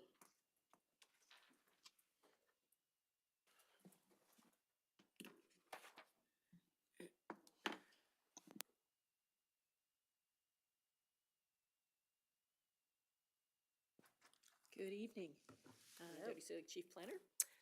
This item before you is a zoning change to the Lake Asbury's Interchange Village Center zoning district. It's essentially a companion, kind of a delayed companion rezoning to a land use change that the board approved in February of last year. This table that is in both the comprehensive plan and the zoning district regulations breaks down some generalized uses, residential, commercial, light industrial, and provides for a minimum and a maximum percentage of acres that are allowed for each of those kind of use types. And this application is to change the commercial maximum from 40% to 65%. And that change, as I said, was already done in the comprehensive plan, and this is the matching change into the zoning code. It applies only to the Interchange Village Center at Henley and the future Verbena Parkway that's coming in. So it is specific to really one area, one ownership practically. The Planning Commission heard this item last week and voted unanimously to recommend approval. And that's all I have for you. All right. And I know the applicant is here. Yes. Good evening, Susan Fraser, SLF Consulting, 3517 Park Street in Jacksonville. As Dodie has said, this was acted on by the board last February to create an opportunity for more commercial uses, and one would think correspondingly less residential uses within the Interchange Village Centers. And there are actually two of them. There's one at Henley and there's one at State Road 16. And so this is the comp plan says that, and right now the zoning code is inconsistent with that. If you approve this request, then it will make them the same. I'm happy to answer any questions. Thank you. Thank you, Susan. All right. I'll open up public hearing. Ms. Cormier. Hi again, Helena Cormier, address on file. This was heard at the planning and zoning, and it was something that I did just briefly touch on, and just to be mindful. First off, I personally am grateful for the matching of information and making everything, just uniform. Something that I had spoken about being mindful with the industrial component that is in this interchange, and the increase and the different stuff and the concern on that. But I did speak with the staff, and the Lake Asbury area does not have industrial in it. And that was one of the things that Susie had mentioned to me after I'd spoke at the planning and zoning. And so I was kind of grateful that it was not, in there.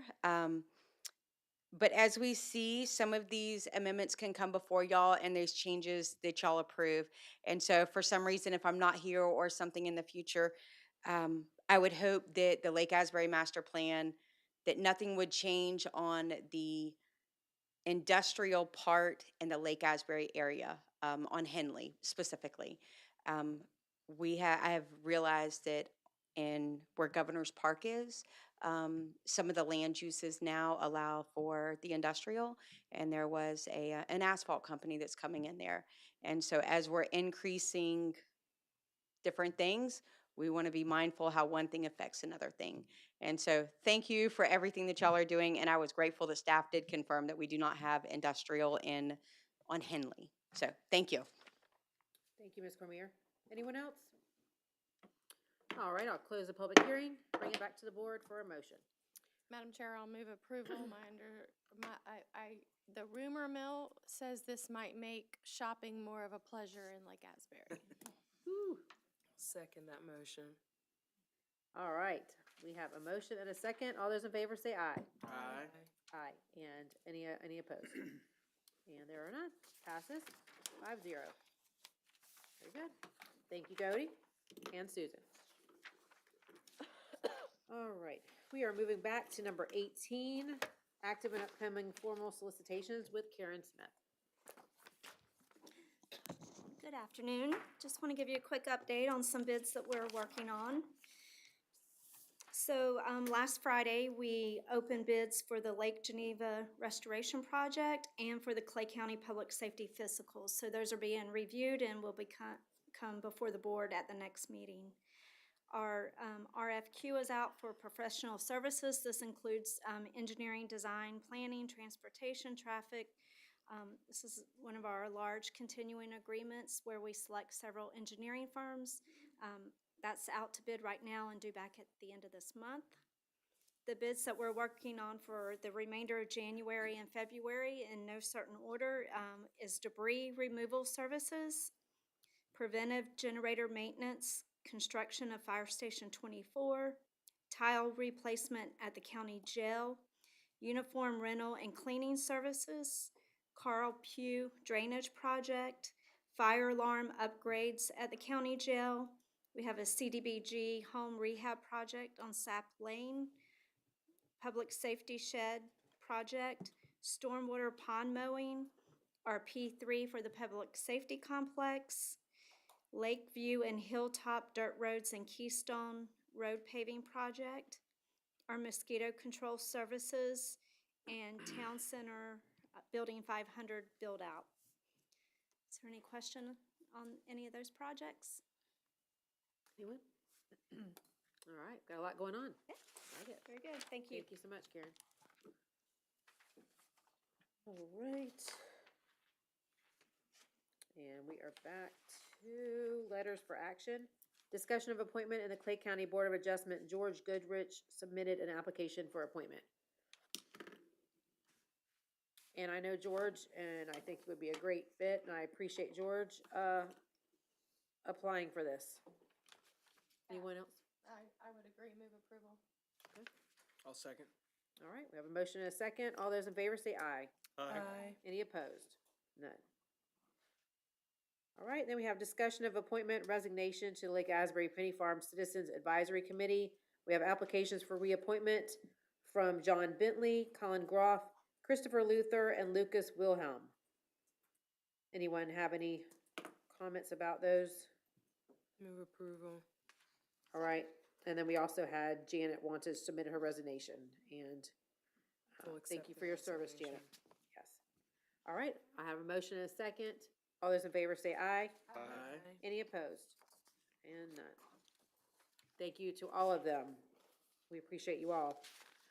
Notice of designation for First Coast Crime Stoppers Incorporated, sorry, Crime Stoppers Trust Fund grants.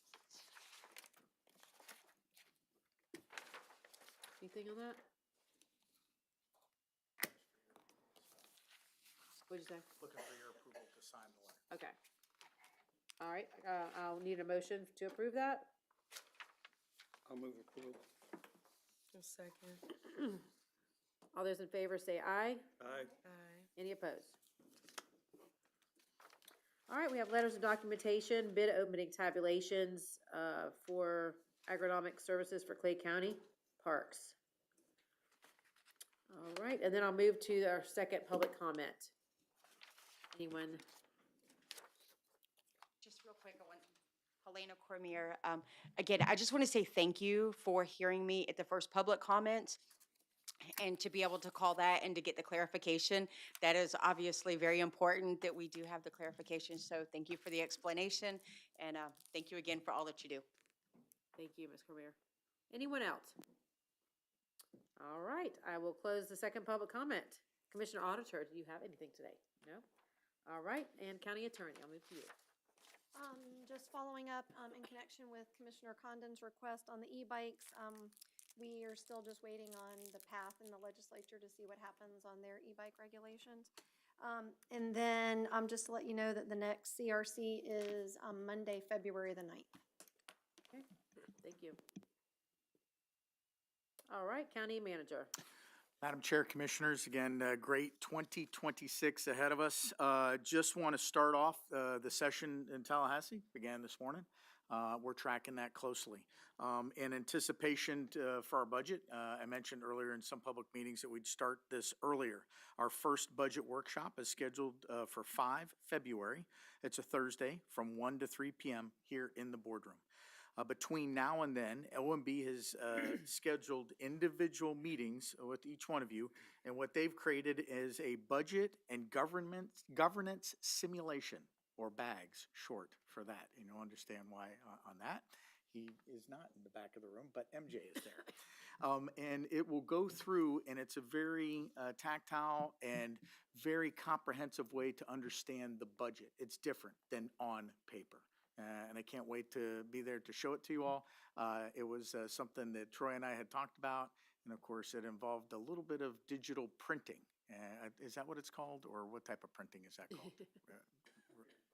3D printing. Thank you. 3D printing. So we'll leave it at that, and then we'll go forward from there. The other item I have is on on Saturday, the 25th of April. That's a Saturday right after the fair. We will have Touch a Truck, our Touch a Truck event, combined with our normal veteran event on that. And this Touch a Truck event will have Volunteer of the Year announced by the board at that, and also the Veteran of the Year. That email will come out from HR after tonight, and when it opens, and I think one of them may have already opened, the volunteer, it didn't, okay. And we'll come out with that. We'll make sure that it gets widely spread for those that want to nominate, again, Volunteer of the Year and Veteran of the Year of when it opens and closes. And we looked at this. We're trying to combine events, like I mentioned, and we really looked, and it was very vulnerable to have a Touch a Truck event in October because of the potential of hurricanes. We did cancel one and had to reschedule. So it was something that we came up with, and it does take care of our Veteran of the Year earlier in the year than later, vice later. The other events will, for veteran related, we'll come out with, and the standard ones that we have. Obviously, Camp Landing, the 5K, and that are still out there. This is just Touch a Truck and recognizing those individuals. Pending that, are there any questions? What date did you say that was? It is the 25th of April. It's a Saturday, sir. Got it. And right after the fair cleanup. Madam Chair. Howard, I know that Sharice is watching online. She is taking care of her daughter appropriately so I appreciate that. I did talk to her earlier today, and I forgot to ask her to look into this, but for the sake of the public, I saw on the news last night that there is an apartment complex, I guess it's in maybe Commissioner Reniger's district. I think it's called The Park on Blanding, and I think the only thing we could maybe do is from a code enforcement standpoint, they haven't had their trash picked up, which of course, is not our trash service, it's the dumpster service. They haven't had that picked up in weeks or something like that, and it's becoming a health hazard and stuff everywhere. And I don't think it's the company, because the company that they use also does the county dumpsters, and so I think that I think it maybe they're not paying their bill or something. Yes, So ma'am. I will have, and based on the information, this has happened before in an apartment complex, and I can't remember if it's the same location or not. I will have Milton and the team, and we'll go out there and investigate it. We'll also contact the property owner and the owner of the apartment complex to ensure the garbage is picked up. Yes, ma'am. I saw it on the news. I can't remember which station, so but I'm sure that Laura's tracking. So, was it Action News? Action News. Yep. So Where is if- that again? It would. Off of Blanding. I really don't know. Okay. See it. We have a Just fraction, and then concerning. we'll let y'all know, what the outcome of it was. Thanks. Very good. All right, we'll move to commissioners' comments. Who would like to start? I'll go ahead. We had a great 2025, and it was resulted in the Regional Council Award to Tourism. Congratulations on Wheels of the World. So that was a great ending to 25 and award here on January 7th. January 21st, the Clay County veterans are going to meet at Black Rifle Coffee Shop for a coffee break. So go there, get a free cup of coffee. 22nd of January is the ribbon cutting of the Art Guild of Orange Park. They have a new gallery that they're opening at 440 McIntosh Street. It's the old T.C. Miller Schoolhouse, right behind Winn-Dixie off 17. So if you're an artist and you want to promote the arts here in Clay County, that's a place to be on Thursday the 22nd. It's 3 p.m. And I want to acknowledge Cheryl from JEA is sitting out to wave to us. Cheryl, JEA rep. A lot of you don't have exposure to JEA, but we in Orange Park do. We buy our electricity from Orange Park for the last at least 40 years that I've been there. So thank you for coming out to this afternoon and meeting with us. So thank you. That's all I have. Thank you. Commissioner Kamara. Thank you. I will piggyback on Commissioner Reniger's last point. It's one thing that District 2 and 3 have in common. Thank you for coming, Cheryl. I've got some constituents actually in the Cheswick area that uses JEA services. And so I'm just grateful to have met you and thankful for the partnership, just highlighting that there are so many community partners and we're just grateful for open lines of communication. And then my second point was already hit. Congratulations to the tourist department for Wheel the World. It's always exciting to see how our counties in the region are putting their best foot forward. And that award ceremony definitely opened my eyes to different initiatives nearby that are really important. I just love that Clay County is taking strides in accessibility. Like, that's a big deal. We aren't leaving anybody behind. And so I'm just grateful for that extra effort. Otherwise, I'm looking forward to a beautiful 2026 and have a good night, everybody. Thank you. As the county manager said, today was the opening day of session, and I can tell you that all 5 on this dais will be laser focused on what's going on in Tallahassee. And, best of luck to our local delegation in this session. But most of all, I think we've got to continue to message to our legislators what these bills, could do affect our community. Our state's extremely diverse, and one bill doesn't affect Key West any different than it does, Pensacola. So it's very important that they know what we're thinking and how it affects us here at home, and we'll continue to communicate with them. The TDC met last week on Wednesday. We had our first TDC meeting of the year. Hats off to Teddy again. I think one of the best things that Teddy's implemented since he's been with our team is our reimbursable grant program. So when people apply for grant dollars, they only get the full amount if they turn in the receipts for that full amount. So previously, they would get a full amount, period. And so it's a much more fiscally responsible program, and just builds better partnerships with our vendors that come to town.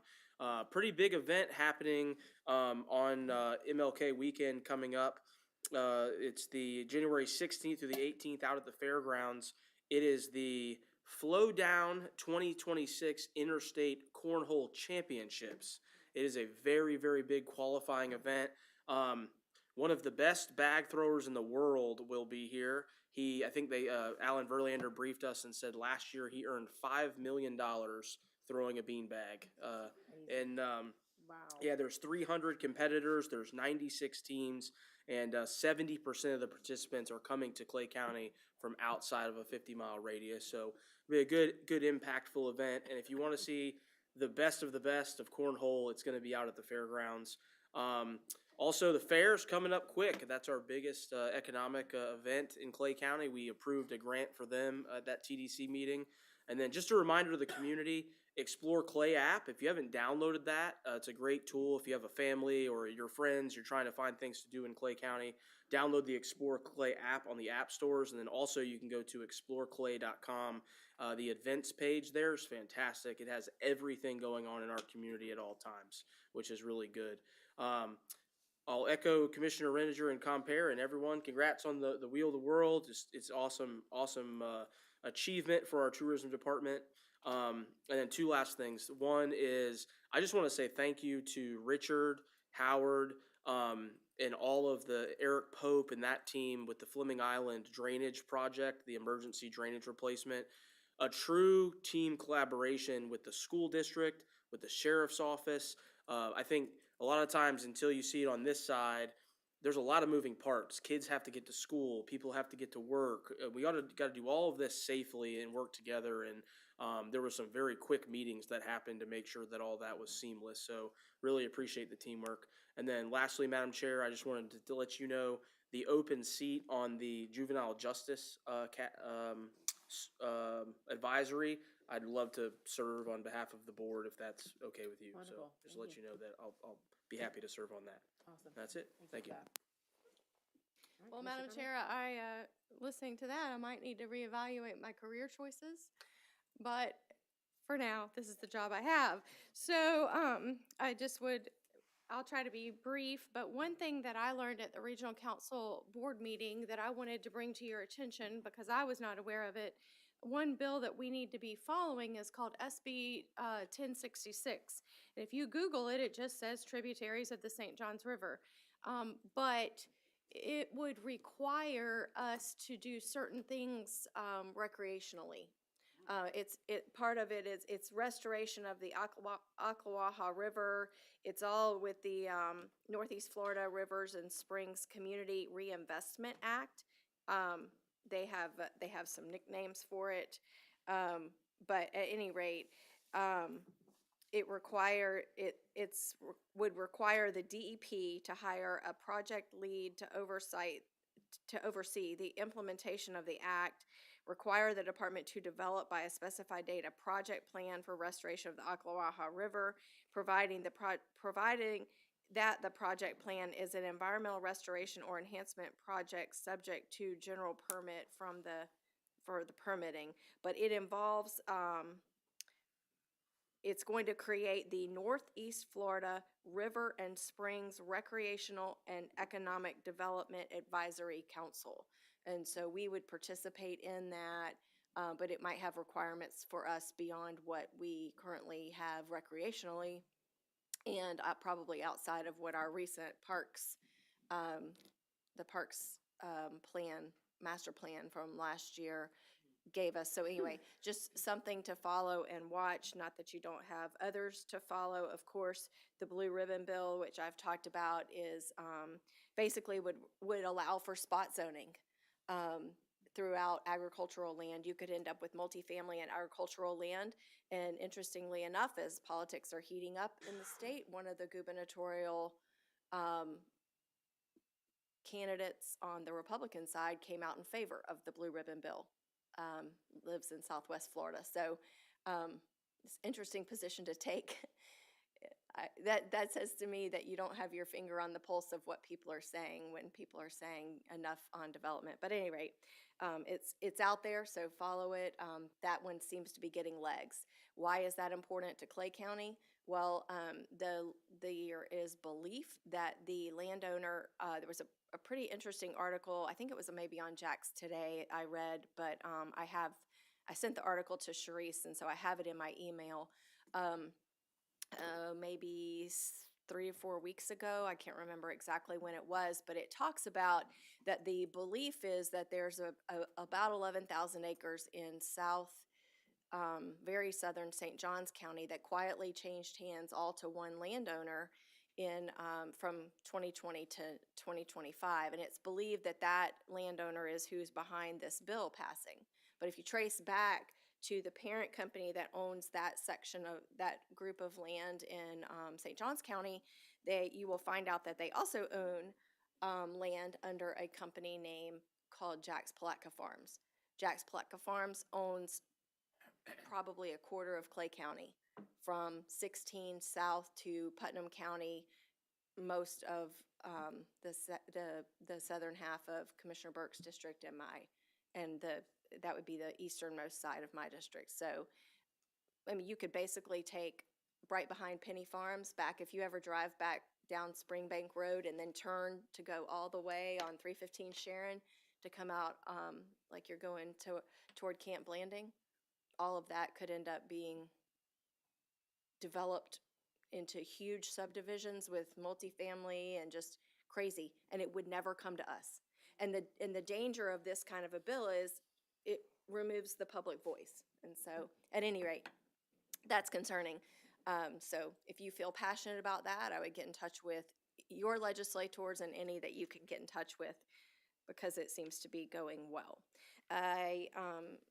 Howard touched on it, but I wanted to welcome MJ Rood in our budget department. You know, we know Reg is going to retire, Debbie retired, and we have big shoes to fill. One of the things I think that MJ brings to us is that she spent a good bit of time in the similar side on the clerk side, and so we have that connection, of course, with David and the relationship, Amy, before she retired, and so I think it's great. I know that the clerk's office probably has a little bit of a hole in the IG division, but I think you'll fill it. And but anyway, I think great partnership.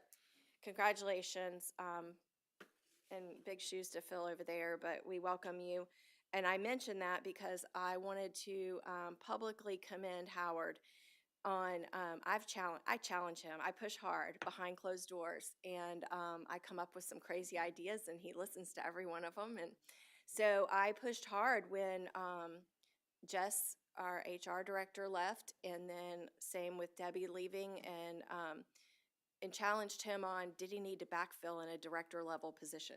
Because, you know, as we've talked about, budgets are getting tight, and he's getting creative, and he's filling positions in ways with people who are here and that are already on staff, and seeing if we can get the job done. And not that there will be some positions that he has to backfill when people leave the organization, but I commend trying to do less with more and still get the same level of service. And so I want to publicly thank you for that and commend the work that you do there.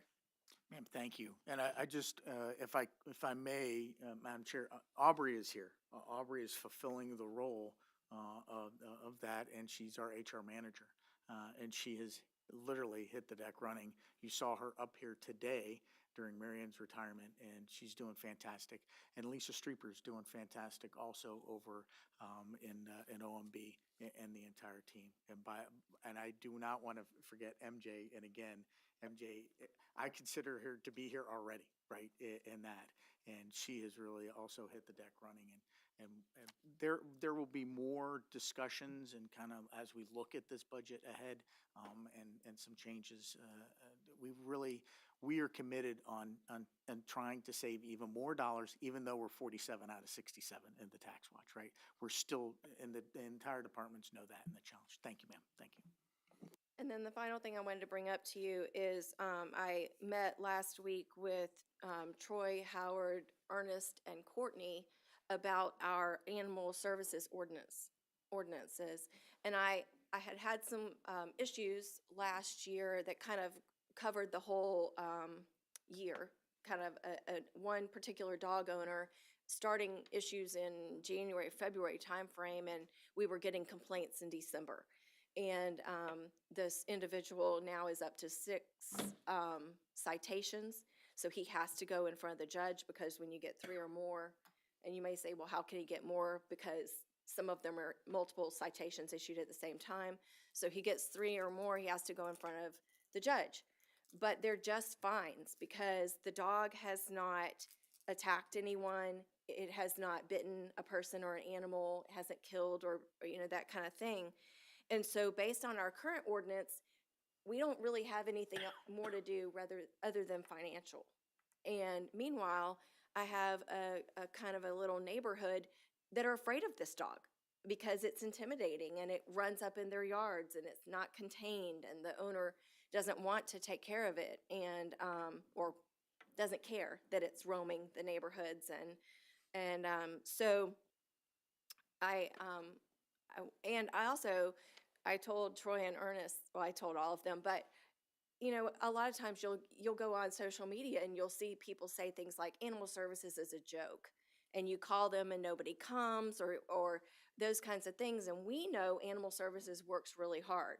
We know that they are just now fully staffed, and they have still a few animal services officers in training. They're making some changes with the way calls go through the communication lines to kind of help.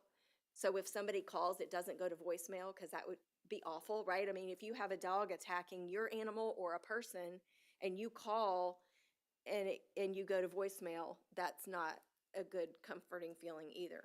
So my question for us, well, I asked them, is our ordinance good enough? Does our ordinance accomplish what we should want it to?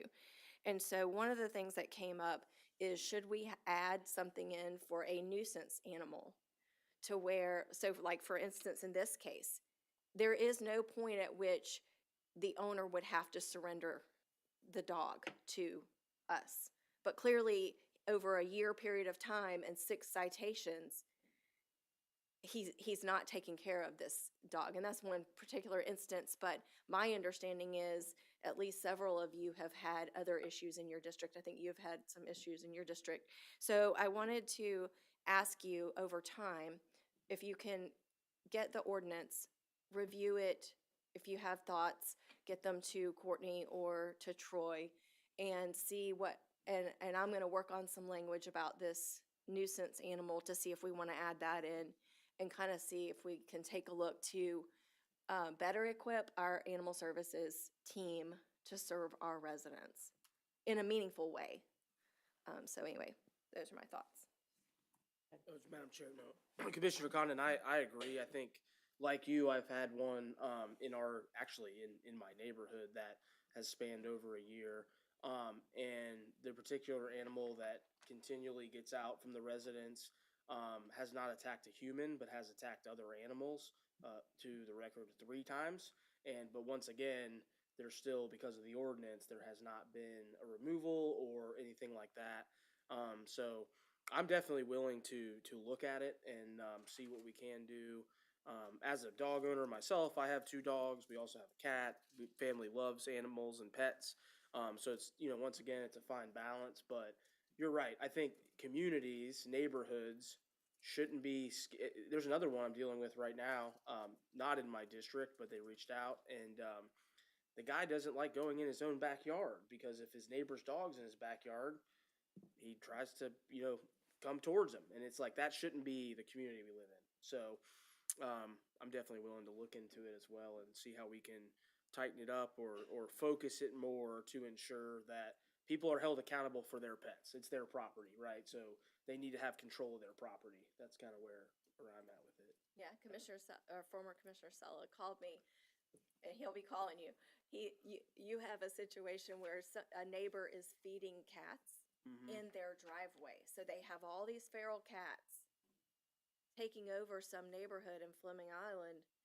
I think it's Mike's, but I haven't heard that one yet. But at but- any rate, I think Yeah. he might call you because he called me and he said he had talked to Troy or Ernest and to see what we could do. Well, I don't know what we can do about that because the person's choosing to feed them on their own property, but they are creating an issue in that neighborhood. I mean, they spread disease. Anyway, so Yeah. another issue for you that you probably didn't know that you were going to have, but All good. So was there an answer as far as is the ordinance good enough? I mean, do we have, can Well, we come up with some options or? yeah, Ernest said that he thought there was some room for improvement, and certainly, I don't know the issues that you all have in your district, if you have anything. I just wanted to give you the opportunity, tell you that it could be coming and think about it, and that if you have something, otherwise we'll bring it back. Well, what I have is not a dog that is, it's this huge white dog. I mean, they're beautiful. I don't know, maybe Pyrenees or one of those. And they had two, and they get out constantly. And they go all the way to Russell Road and have been over to Annabelle Island. And, I'm not scared of the dog, even though they're huge. They're nice. But, you're not taking care of your dog. And you go out to Russell Road, a car hit, and I think the first one was hit. Because all of a sudden he's not there. But the other one now is still getting out. So, same thing. It's maybe not, we're not scared of the dog, but you should be having your dog in your yard and, if you don't, you shouldn't be having the dog, right? So it's another situation, I think. Yeah, we So, have a leash law, but that's really difficult for them to enforce, and yeah. so, yeah. Take a look at maybe what we can do. Yes. I want to comment on Commissioner Condon's Senate Bill 1066. Right before I came in here, I emailed our representative on another aspect of 1066 that's of concern. So I think we need to take a look at that whole bill. I didn't realize it had some parks and rec component to it as well, but it deals with the Rodman Dam and Aquala, or however you pronounce that river, rerouting, and so I think we ought to take a look, because right before we walked in, I emailed Sam and And Madam Chair, if I may, so the worry is there are targets and areas down in Pine Castle and Rodman that are used by the Navy. The Navy CPLO, and he's the community liaison, is retired Navy Commander Mark McManus. His call sign is Lumpy. You may know him by that, and he's very visible within the community. I have texted him. I will see him tomorrow and discuss what really this worry is. Earlier today, Richard and I also talked about it, and we have to look at the topography. We have to look at really what is going to happen there when the dam is removed, right? And the effect that it would have on those ranges.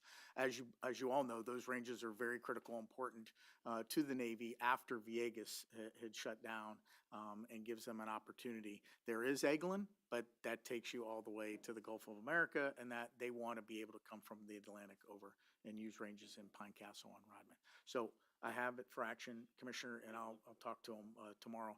Really kind of find out what data they have, if they have information to give me, what their scientists are looking at, their engineers are looking at about Rodman Dam and its removal. Yeah, my understanding is there's a place called Bug Springs that is the only place in the world the Navy can test their sonar. Yes, ma'am.